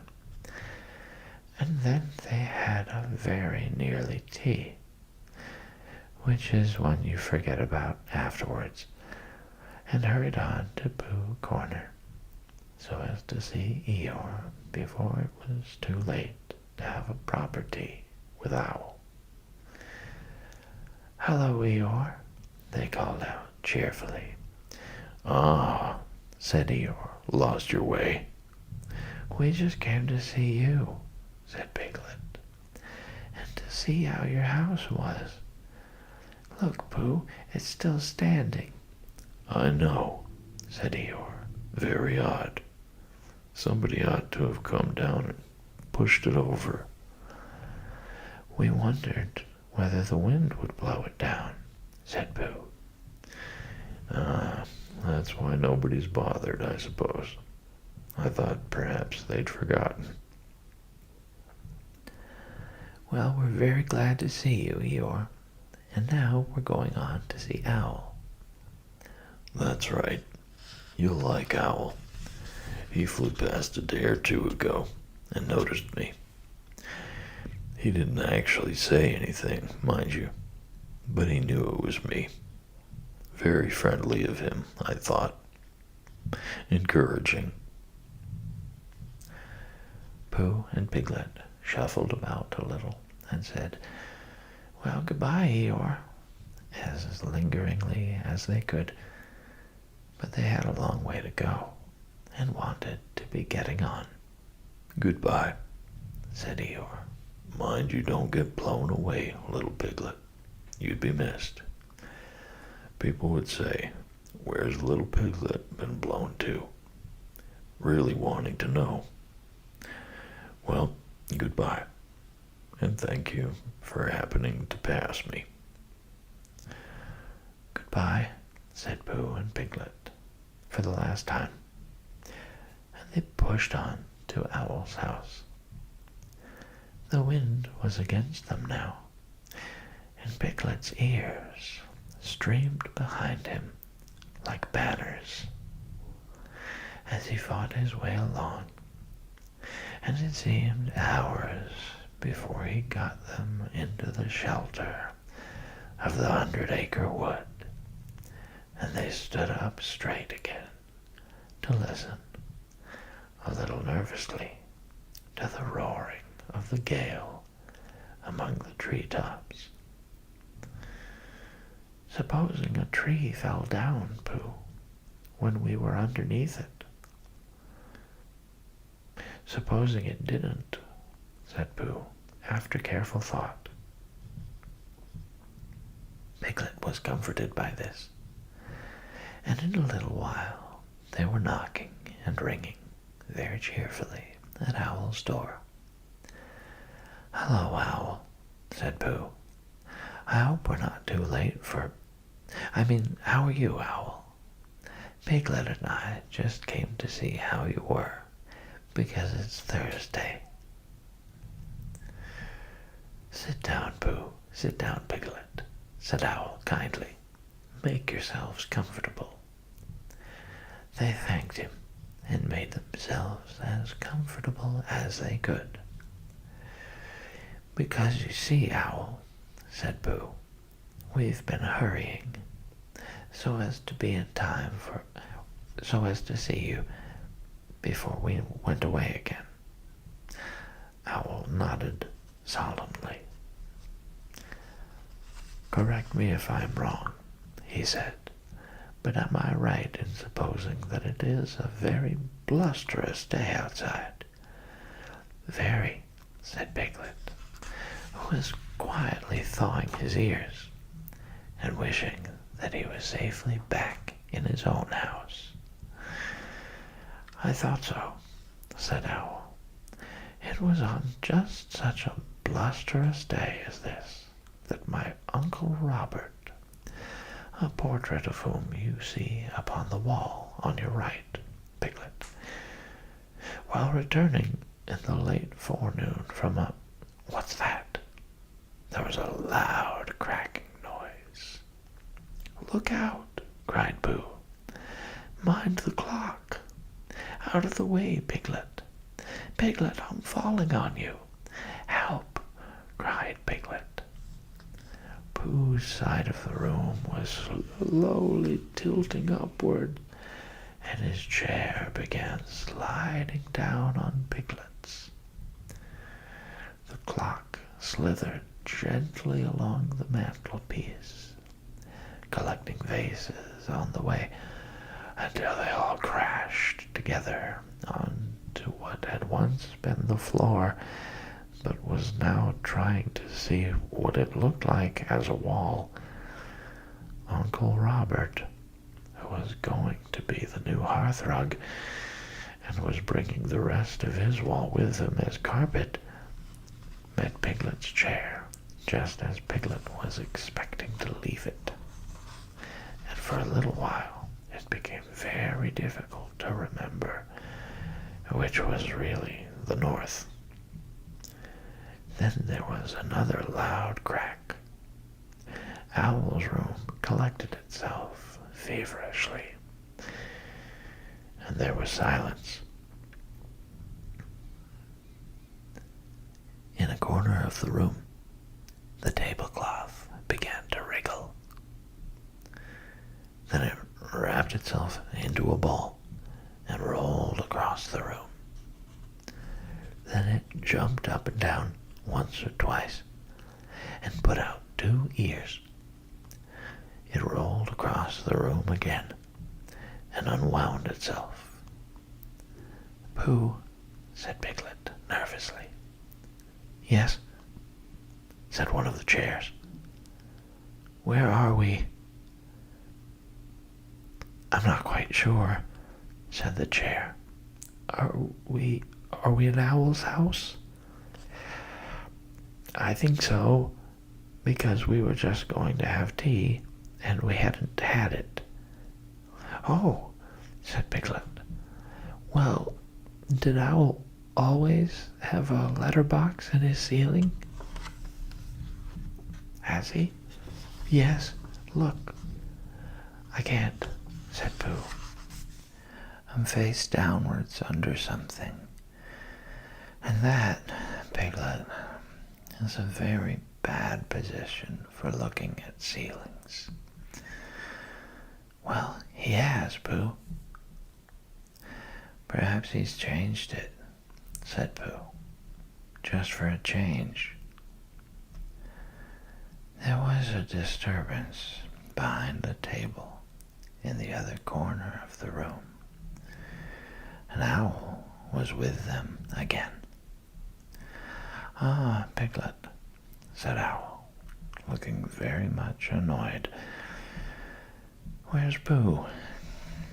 "I'm not quite sure," said Pooh. Owl turned at his voice and frowned at as much of Pooh as he could see.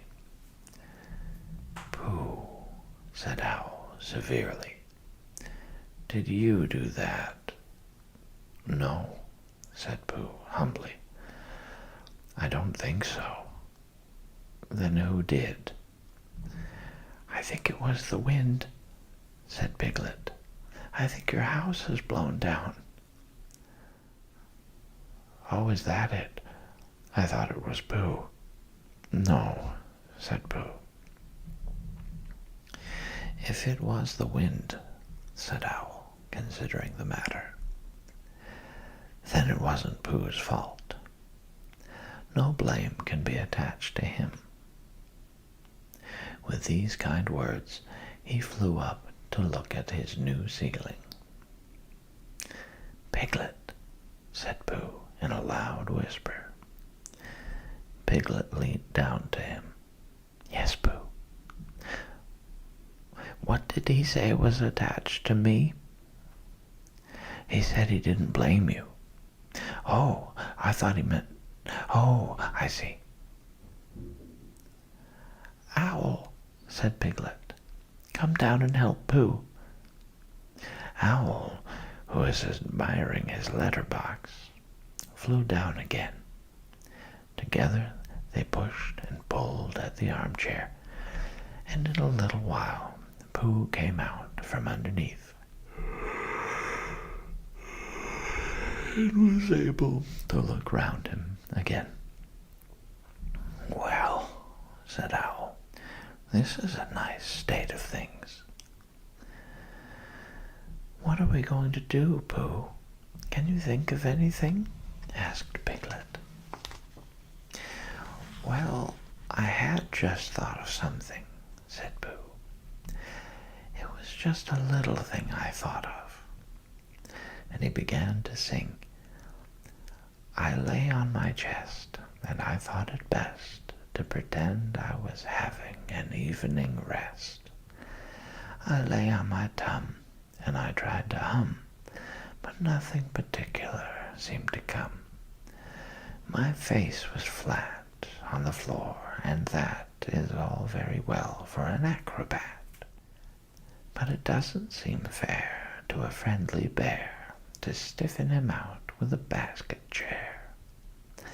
And a sort of squoze which grows and grows is not too nice for his poor old nose. And a sort of scooch is much too much for his neck and his mouth and his ears and such. That was all, said Pooh. Owl coughed in an unadmiring sort of way, and said that if Pooh was sure that was all, they could now give their minds to the problem of escape. Because, said Owl, we can't go out by what used to be the front door. Something's fallen on it. But how else can you go out? Asked Piglet anxiously. That is the problem, Piglet, to which I am asking Pooh to give his mind. Pooh sat on the floor, which had once been a wall, and gazed up at the ceiling, which had once been another wall, with a front door in it, which had once been a front door, and tried to give his mind to it. Could you fly up to the letter box with Piglet on your back? He asked. No, said Piglet quickly, he couldn't. Owl explained about the necessary dorsal muscles. He had explained this to Pooh and Christopher Robin once before, and had been waiting ever since for a chance to do it again, because it is a thing which you can easily explain twice before anybody knows what you are talking about. Because you see, Owl, if we could get Piglet into the letter box, he might squeeze through the place where the letters come, and climb down the tree and run for help. Piglet said hurriedly that he had been getting bigger lately, and couldn't possibly, much as he would like to. And Owl said that he had had his letterbox made bigger lately, in case he got bigger letters. So perhaps Piglet might. And Piglet said, but you said the necessary you-know-whats wouldn't. And Owl said, no, they won't. So it's no good thinking about it. And Piglet said, then we'd better think of something else, and began to at once. But Pooh's mind had gone back to the day when he had saved Piglet from the flood, and everybody had admired him so much. And as that didn't often happen, he thought he would like it to happen again. And suddenly, just as it had come before, an idea came to him.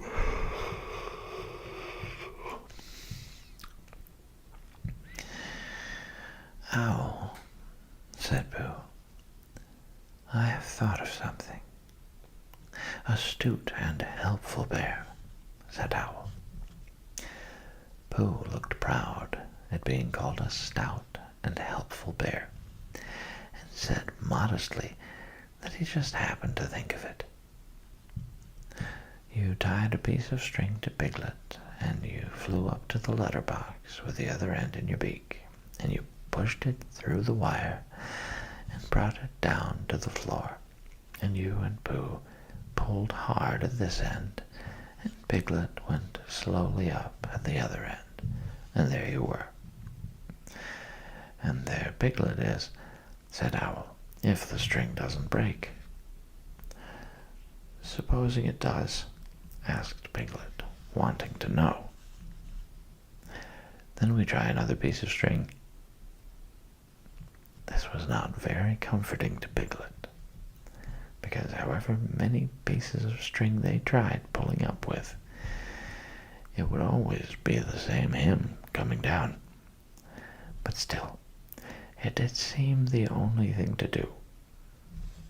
So, with one last look back in his mind at all the happy hours he had spent in the forest, not being pulled up to the ceiling by a piece of string, Piglet nodded bravely at Pooh, and said that it was a very clever pup plan.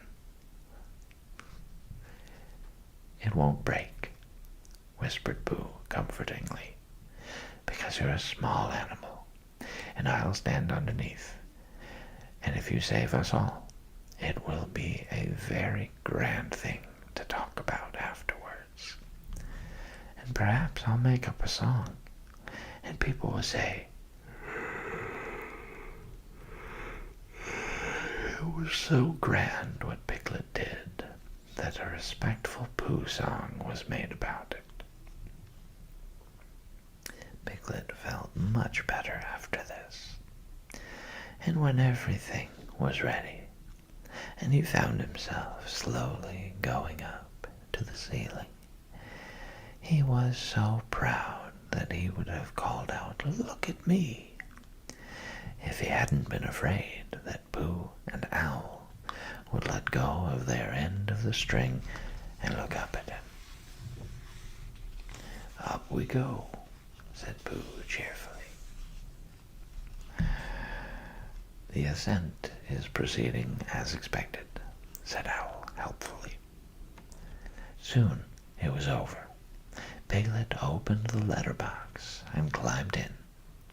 Then, having untied himself, he began to squeeze into the slit, through which, in the old days, when front doors were front doors, many an unexpected letter that W.O.L. had written to himself had come slipping. He squeezed and he squoze, and then with one last squooze he was out. Happy and excited, he turned round to squeak a last message to the prisoners. "It's all right," he called through the letter box. "Your tree is blown right over, Owl, and there's a branch across the door, but Christopher Robin and I can move it, and we'll bring a rope for Pooh, and I'll go and tell him now, and I can climb down quite easily. I mean, it's dangerous, but I can do it all right. And Christopher Robin and I will be back in about half an hour. Goodbye, Pooh." And without waiting to hear Pooh's answering goodbye and thank you, Piglet, he was off.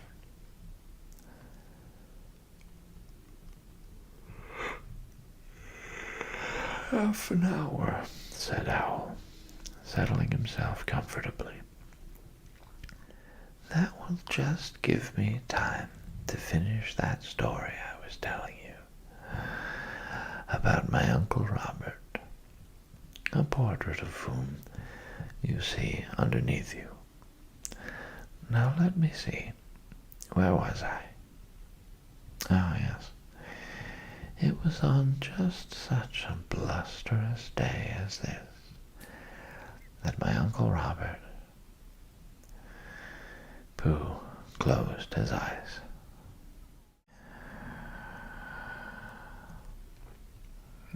Welcome back. This is Sleepy Reader with another chapter from the house at Pooh Corner. Tonight We're reading chapter 9, in which Eeyore finds the Walry and the owl moves into it. Pooh had wandered into the 100-acre wood and was standing in front of what had once been Owl's house.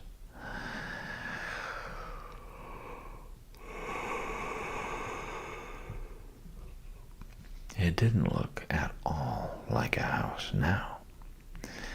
It looked like a tree which had been blown down. And as soon as a house looks like that, it is time you tried to find another one. Pooh had had a mysterious message underneath his front door that morning, saying, "I am searching for a new house for Owl, so had you Rabbit." And while he was wondering what it meant, Rabbit had come in and read it for him.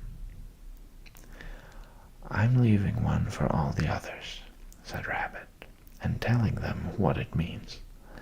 And they'll all search, too. I'm in a hurry. Goodbye." And he had run off. Pooh followed slowly. He had something better to do than to find a new house for Owl. He had to make up a Pooh song about the old one, because he had promised Piglet days and days ago that he would. And whenever he and Piglet had met since, Piglet didn't actually say anything. But you knew at once why he didn't. And if anybody mentioned hums or trees or string or storms in the night, Piglet's nose went all pink at the tip, and he talked about something quite different in a hurried sort of way. "But it isn't easy," said Pooh to himself, as he looked at what had once been Owl's house, "because poetry and hums aren't things which you get. They're things which get you. And all you can do is to go where they can find you." He waited, hopefully. "Well," said Pooh, after a long wait, "I shall begin 'Here lies a tree,' because it does, and then I'll see what happens." This is what happened.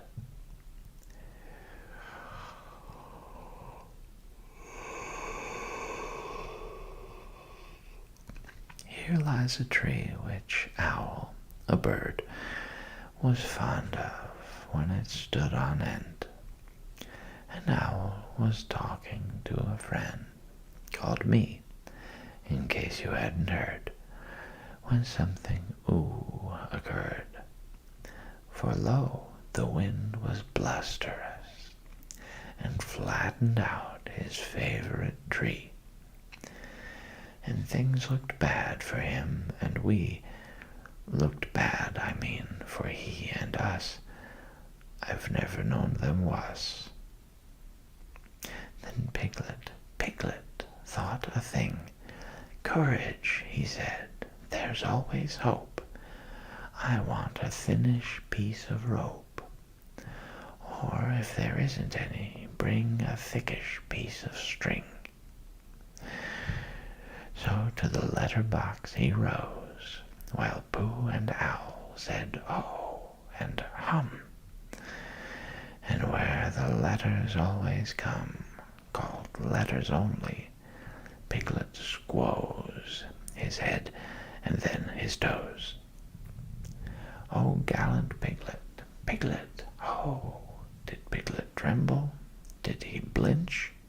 No, he struggled inch by inch, through letters only, as I know, because I saw him go. He ran and ran, and then he stood and shouted, "Help for Owl, a bird, and Pooh a bear, until he heard the others coming through the wood as quickly as they could. "Help, help, and rescue!" Piglet cried, and showed the others where to go. "Sing ho for Piglet, Piglet, ho!" And soon the door was opened wide, and we were both outside. "Sing ho for Piglet, ho, ho!" "So there it is," said Pooh, when he had sung this to himself 3 times. "It's come different from what I thought it would, but it's come. Now I must go and sing it to Piglet. I am searching for a new house for Owl, so had you, Rabbit." What's all this? said Eeyore. Rabbit explained. What's the matter with his old house? asked Eeyore. Rabbit explained. Nobody tells me, said Eeyore. Nobody keeps me informed. I make it 17 days come Friday since anybody spoke to me. It certainly isn't 17 days, Come Friday, explained Eeyore. And today's Saturday, said Rabbit, so that would make it 11 days. And I was here myself a week ago. Not conversing, said Eeyore. Not first one and then the other. You said hello and flashed past. I saw your tail in the distance as I was meditating my reply. I had thought of saying, what? But of course, it was then too late. Well, I was in a hurry. No give and take, Eeyore went on. No exchange of thought. Hello, what? I mean, it gets you nowhere, particularly if the other person's tail is only just in sight for the second half of the conversation. It's your fault, Eeyore. You've never been to see any of us.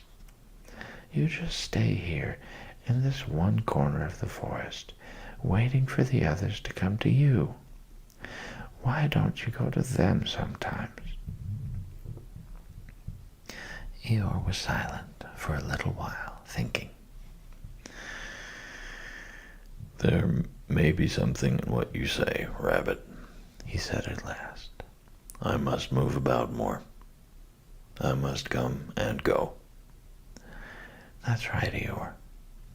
Drop in on any of us at any time when you feel like it. Thank you, Rabbit. And if anybody says in a loud voice, bother, it's Eeyore, I can drop out again. Rabbit stood on one leg for a moment. Well, he said, I must be going. Goodbye, said Eeyore. What? Oh, goodbye. And if you do come across a house for Owl, you must let us know. I will give my mind to it, said Eeyore. Rabbit went. Pooh had found Piglet, and they were walking back to the 100-acre wood together. Piglet, said Pooh, a little shyly, after they had walked for some time without saying anything. Yes, Pooh. Do you remember when I said that a respectful Pooh song might be written about you-know-what? Did you, Pooh? Said Piglet, getting a little pink round the nose. Oh, yes, I believe you did. It's been written, Piglet.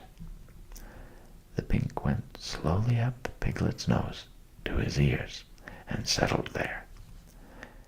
Has it, Pooh? He asked huskily. About that time when...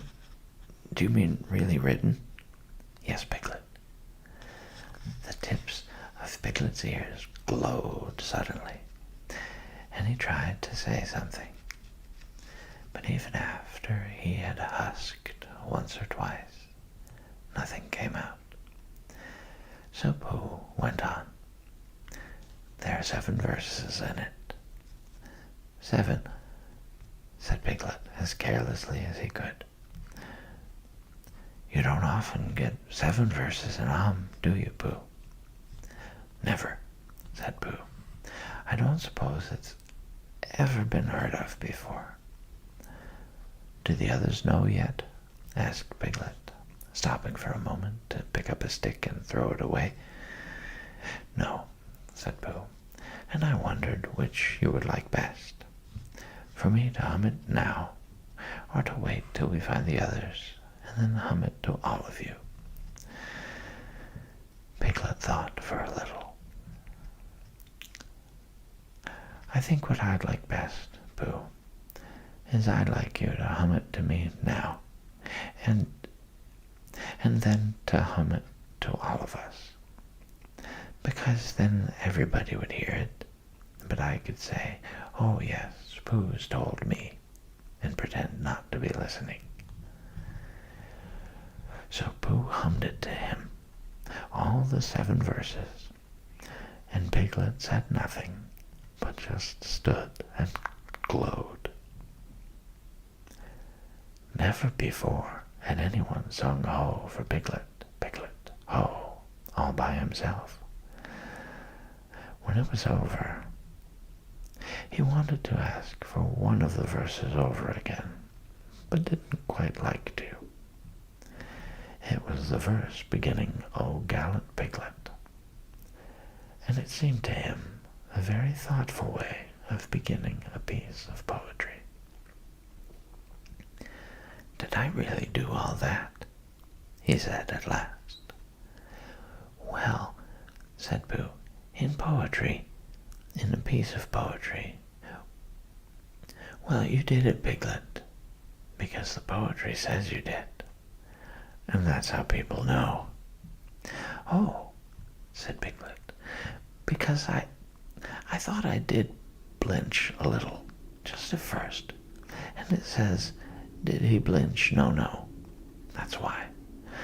You only blinched inside, said Pooh, and that's the bravest way for a very small animal not to blinch that there is.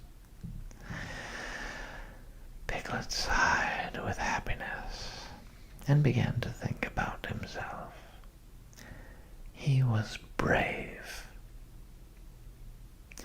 When they got to Owl's old house, they found everybody else there except Eeyore.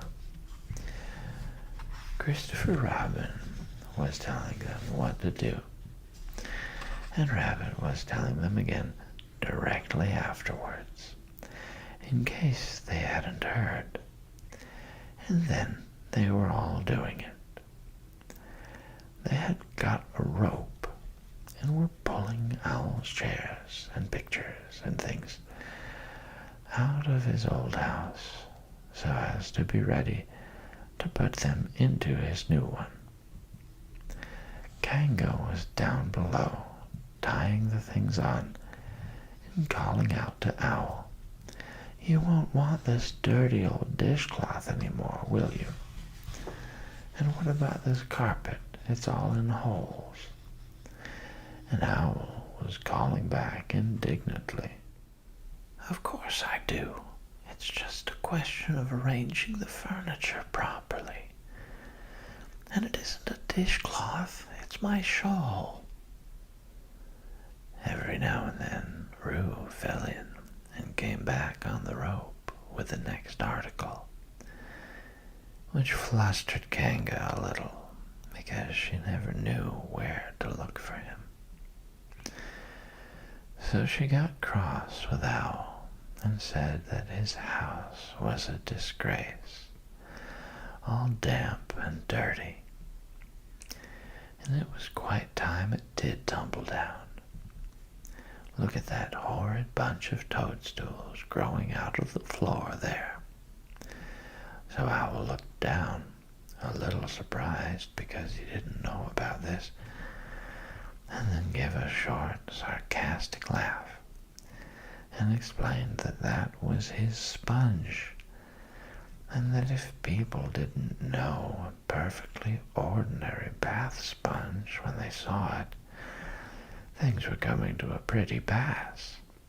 "Well," said Kanker, and Roo fell in quickly, crying, "I must see Owl's sponge. Oh, there it is. Oh, Owl, Owl, it isn't a sponge, it's a spudge. Do you know what a spudge is, Owl?" "It's when your sponge gets all—" And Kanga said, "Roo, dear," very quickly, because that's not the way to talk to anybody who can spell Tuesday.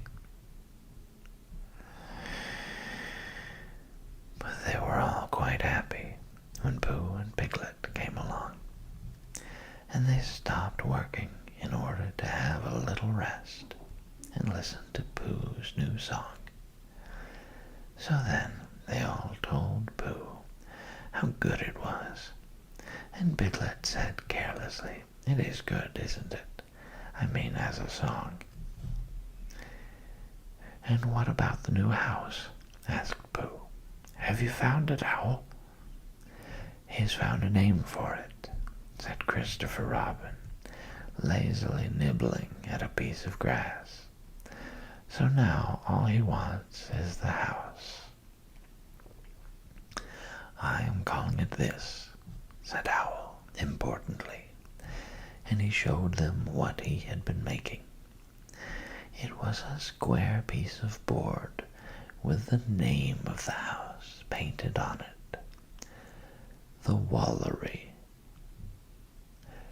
It was at this exciting moment that something came through the trees and bumped into Owl. The board fell to the ground, and Piglet and Roo bent over it eagerly. "Oh, it's you," said Owl crossly. "Hello, Eeyore," said Rabbit. "There you are. Where have you been?" Eeyore took no notice of them. "Good morning, Christopher Robin," he said, brushing away Roo and Piglet and sitting down on the Wallery. "Are we alone?" "Yes," said Christopher Robin, smiling to himself. "I have been told. The news has worked through to my corner of the forest, the damp bit down on the right, which nobody wants, that a certain person is looking for a house. I have found one for him." "Ah, well done," said Rabbit kindly. Eeyore looked round slowly at him, and then turned back to Christopher Robin. "We have been joined by something," he said in a loud whisper. "But no matter. We can leave it behind. If you will come with me, Christopher Robin, I will show you the house." Christopher Robin jumped up. "Come on, Pooh," he said. "Come on, Tigger," cried Roo. "Shall we go, Owl?" said Rabbit. "Wait a moment," said Owl, picking up his notice board, which had just come into sight again. Eeyore waved them back. "Christopher Robin and I are going for a short walk," he said, "not a jostle. If he likes to bring Pooh and Piglet with him, I shall be glad of their company. But one must be able to breathe." "That's all right," said Rabbit, rather glad to be left in charge of something. "We'll go on getting the things out. Now then, Tigger, where's that rope? What's the matter, Owl?" Owl, who had just discovered that his new address was the Smudge, coughed at Eeyore sternly, but said nothing, and Eeyore, with most of the Wallery behind him, marched off with his friends. So in a little while they came to the house which Eeyore had found, and for some minutes before they came to it, Piglet was nudging Pooh, and Pooh was nudging Piglet, and they were saying, "It is," and "It can't be," and "It is really," to each other. So in a little while they came to the house which Eeyore had found, and for some minutes before they came to it, Piglet was nudging Pooh, and Pooh was nudging Piglet, and they were saying, "It is," and "It can't be," and "It is really," to each other. And when they got there, it really was. "There," said Eeyore proudly, stopping them outside Piglet's house. "And the name on it, and everything." "Oh," cried Christopher Robin, wondering whether to laugh or what. "Just the house for Owl. Don't you think so, little Piglet?" And then Piglet did a noble thing, and he did it in a sort of dream, while he was thinking of all the wonderful words Pooh had hummed about him. "Yes, it's just the house for Owl," he said grandly, "and I hope he'll be very happy in it." And then he gulped twice, because he had been very happy in it himself. "What do you think, Christopher Robin?" asked Eeyore, a little anxiously, feeling that something wasn't quite right. Christopher Robin had a question to ask first, and he was wondering how to ask it. "Well," he said at last, "it's a very nice house. And if your own house is blown down, you must go somewhere else, mustn't you, Piglet? What would you do if your house was blown down?"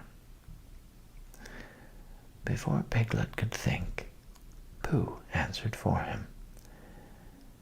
"He'd come and live with me," said Pooh. "Wouldn't you, Piglet?" Piglet squeezed his paw.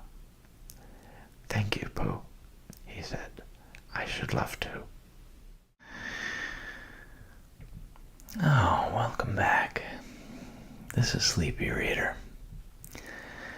And tonight, we're finishing The House at Pooh Corner. So here's chapter 10, in which Christopher Robin and Pooh come to an enchanted place, and we leave them there. Christopher Robin was going away. Nobody knew why he was going. Nobody knew where he was going. Indeed, nobody even knew why he knew that Christopher Robin was going away. But somehow or other, everybody in the forest felt that it was happening at last. Even smallest of all, a friend and relation of Rabbit's, who thought he had once seen Christopher Robin's foot, but couldn't be sure because perhaps it was something else.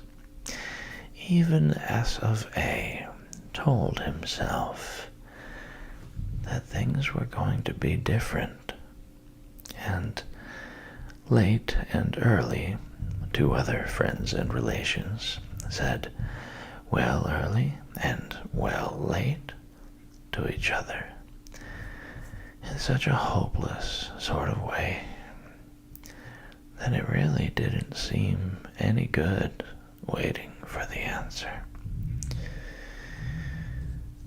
One day, when he felt that he couldn't wait any longer. Rabbit brained out a notice, and this is what it said. Notice a meeting of everybody will meet at the house at Pooh Corner to pass a resolution by order keep to the left side rabbit. He had to write this out 2 or 3 times before he could get the resolution to look like what he thought it was going to when he began to spell it. But when at last it was finished, he took it round to everybody and read it out to them. And they all said they would come. Well, said Eeyore that afternoon, when he saw them all walking up to his house, this is a surprise. Am I asked too? Don't mind Eeyore, whispered Rabbit to Pooh. I told him all about it this morning. Everybody said, how do you do, to Eeyore. And Eeyore said that he didn't, not to notice. And then they sat down. And as soon as they were all sitting down, Rabbit stood up again. We all know why we're here, he said. But I have asked my friend Eeyore. That's me, said Eeyore. Grand. I have asked him to propose a resolution. And he sat down again. Now then, Eeyore, he said. Don't bustle me, said Eeyore, getting up slowly. Don't now then me. He took a piece of paper from behind his ear and unfolded it. Nobody knows anything about this, he went on. This is a surprise. He coughed in an important way and began again. Whatnots and etceteras. Before I begin, or perhaps I should say, before I end, I have a piece of poetry to read to you. Hitherto, a long word meaning, well, you'll see what it means directly. Hitherto, as I was saying, all the poetry in the forest has been written by Pooh, a bear with a pleasing manner, but a positively startling lack of brain.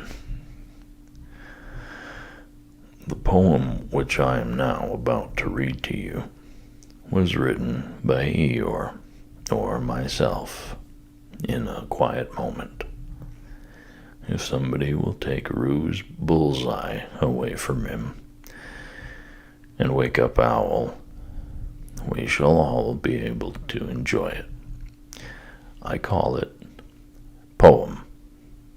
This was it. Christopher Robin is going.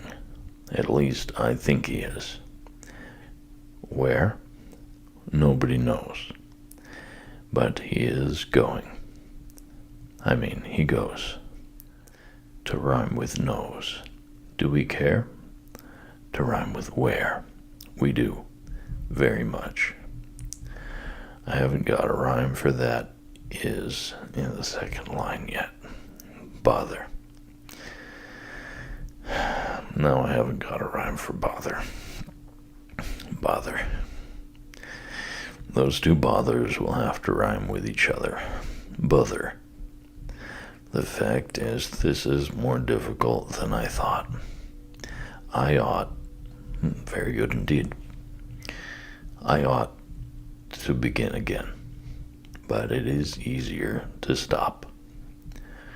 Christopher Robin, goodbye. and all your friends all your friend send very awkward it keeps going wrong. Well, anyhow, we send our love. And if anybody wants to clap, said Eeyore when he had read this, now is the time to do it. They all clapped. Thank you, said Eeyore, unexpected and gratifying, if a little lacking in smack. It's much better than mine, said Pooh admiringly, and he really thought it was.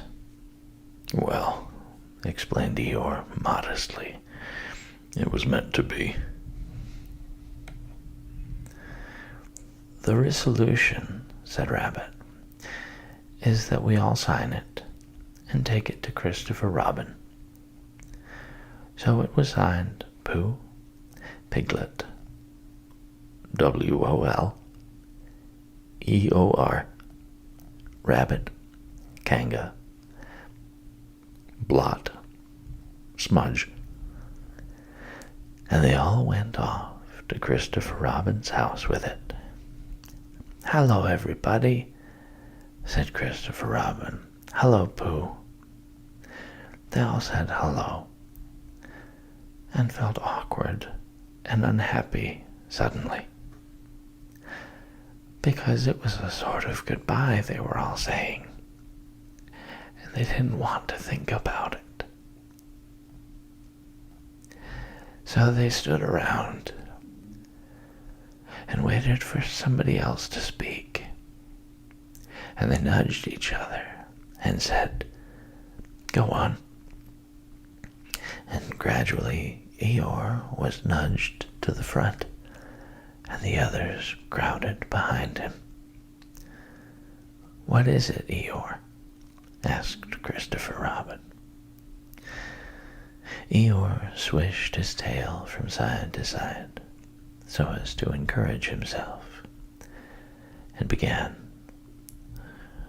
Christopher Robin, he said, we've come to give you, it's called Written by, but because we've heard, we all know, well, you see, that, to put it as shortly as possible, is what it is. He turned round angrily on the others and said, Everybody crowds round so in this forest. There's no space. I never saw a more spreading lot of animals in my life, and all in the wrong places. Can't you see that Christopher Robin wants to be alone? I'm going. And he humped off. Not quite knowing why, the others began edging away. And when Christopher Robin had finished reading a poem and was looking up to say thank you, only Pooh was left. It's a comforting sort of thing to have, said Christopher Robin, folding up the paper and putting it in his pocket. Come on, Pooh. And he walked off quickly. Where are we going?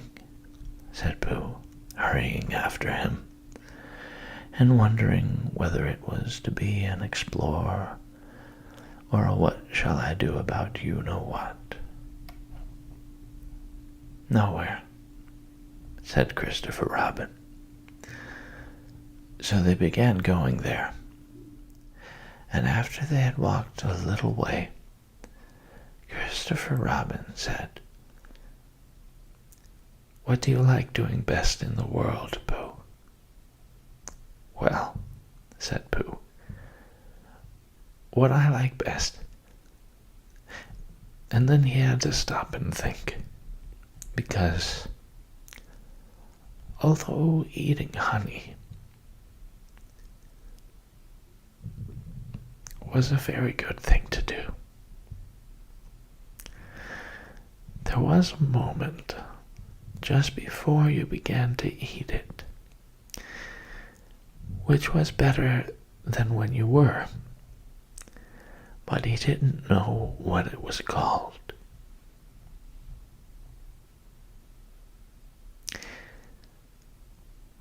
And then he thought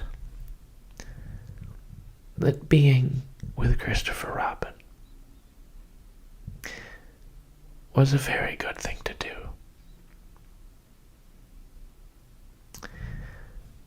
And having Piglet near was a very friendly thing to have.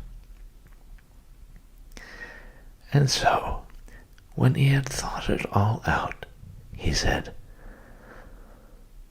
"What I like best in the whole world is me and Piglet going to see you.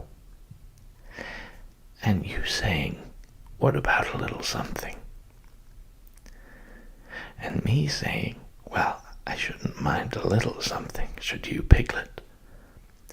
And it being a hummy sort of day outside, and birds singing. I like that too."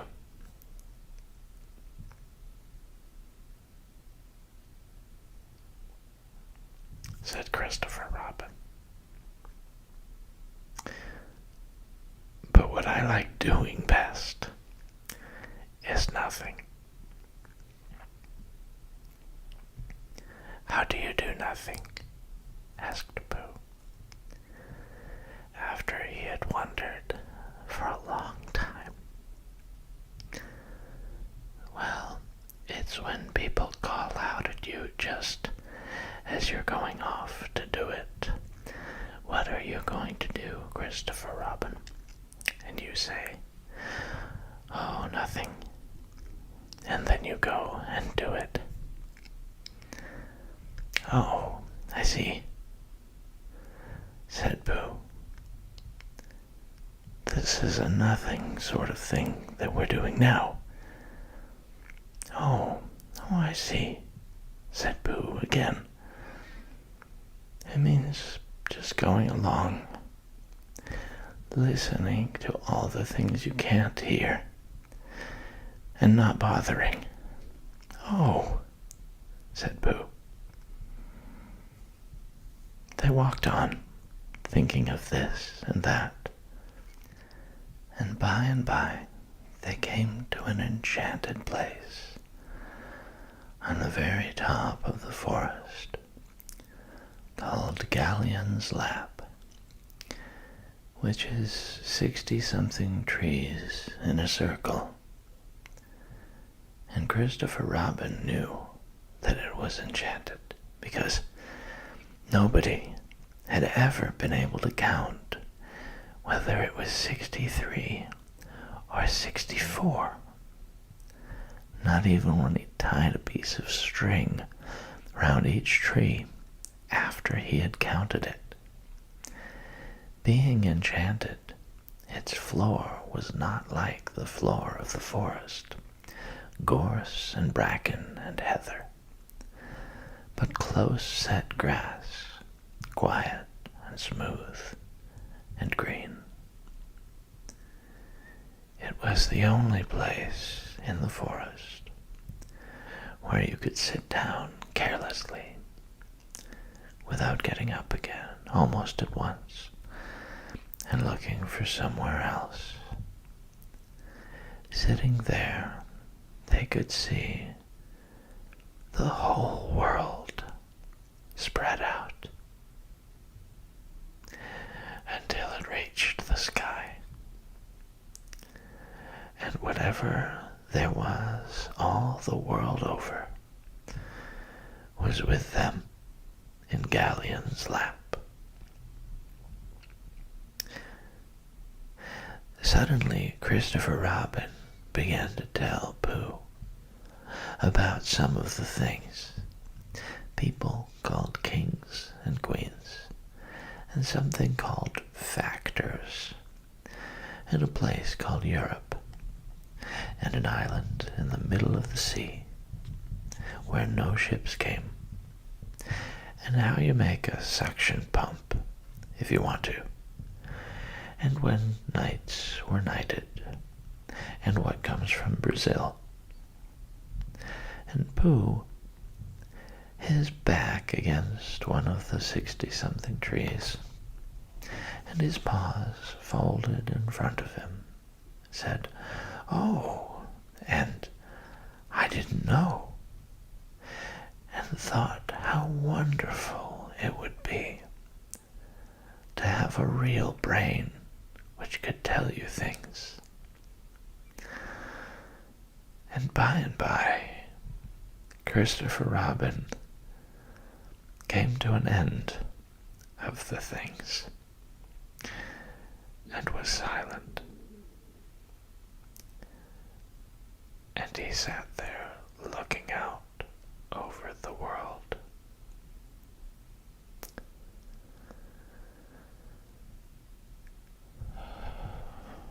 And wishing it wouldn't stop. But Pooh was thinking too. And he said suddenly to Christopher Robin, "Is it a very grand thing to be an afternoon? What you said?" "A what?" said Christopher Robin lazily, as he listened to something else. "On a horse," explained Pooh. "A knight? Oh, was that it?" said Pooh. "I thought it was, is it as grand as a king and factors and all the other things you said?" "Well, it's not as grand as a king," said Christopher Robin. And then, as Pooh seemed disappointed, he added quickly, "But it's grander than factors." "Could a bear be one?" "Of course you could," said Christopher Robin. "I'll make you one." And he took a stick and touched Pooh on the shoulder and said, "Rise, Sir Pooh de Bear, most faithful of all my knights." So Pooh rose and sat down and said, "Thank you," which is the proper thing to say when you have been made a knight.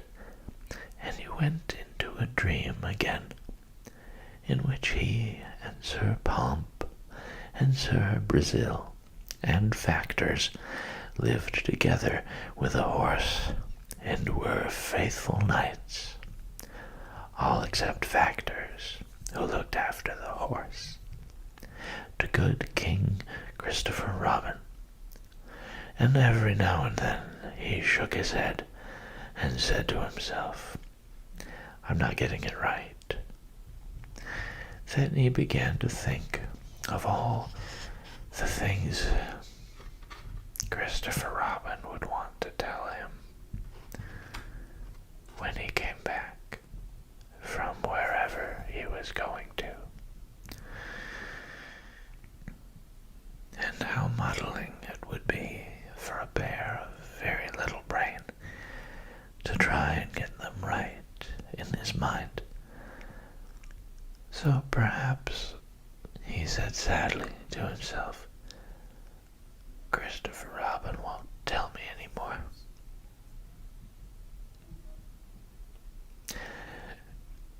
And he wondered if being a faithful knight meant that you just went on being faithful without being told things.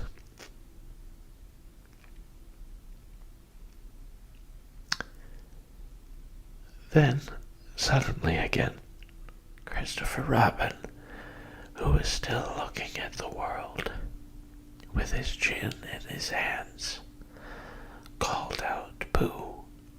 "Yes," said Pooh. When Pooh." "Yes, Christopher Robin," I'm not going to do nothing anymore. Never again. Well, not so much. They don't let you. Pooh waited for him to go on, but he was silent again. Yes, Christopher Robin, said Pooh helpfully. Pooh, when I'm,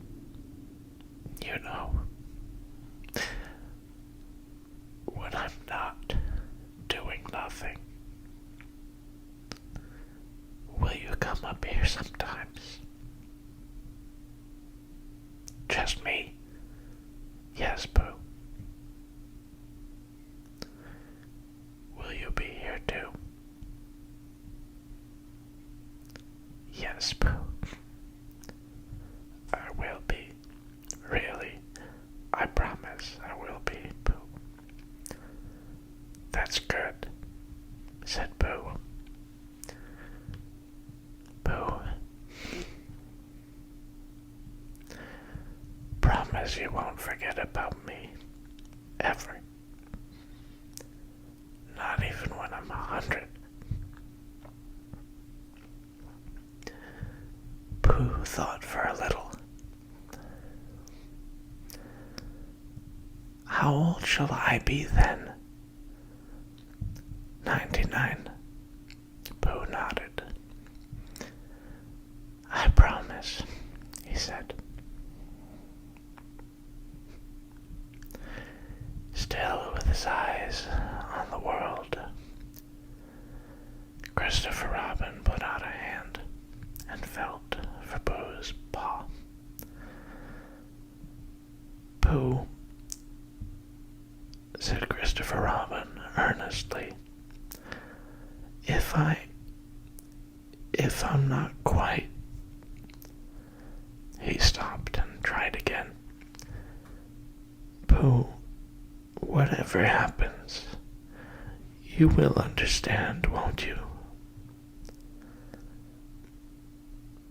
Understand what? Oh, nothing. He laughed and jumped to his feet. Come on. Where? Said Pooh. Anywhere, said Christopher Robin. So they went off together. But wherever they go, and whatever happens to them on the way, in that enchanted place on the top of the forest, a little boy and his bear will always be playing.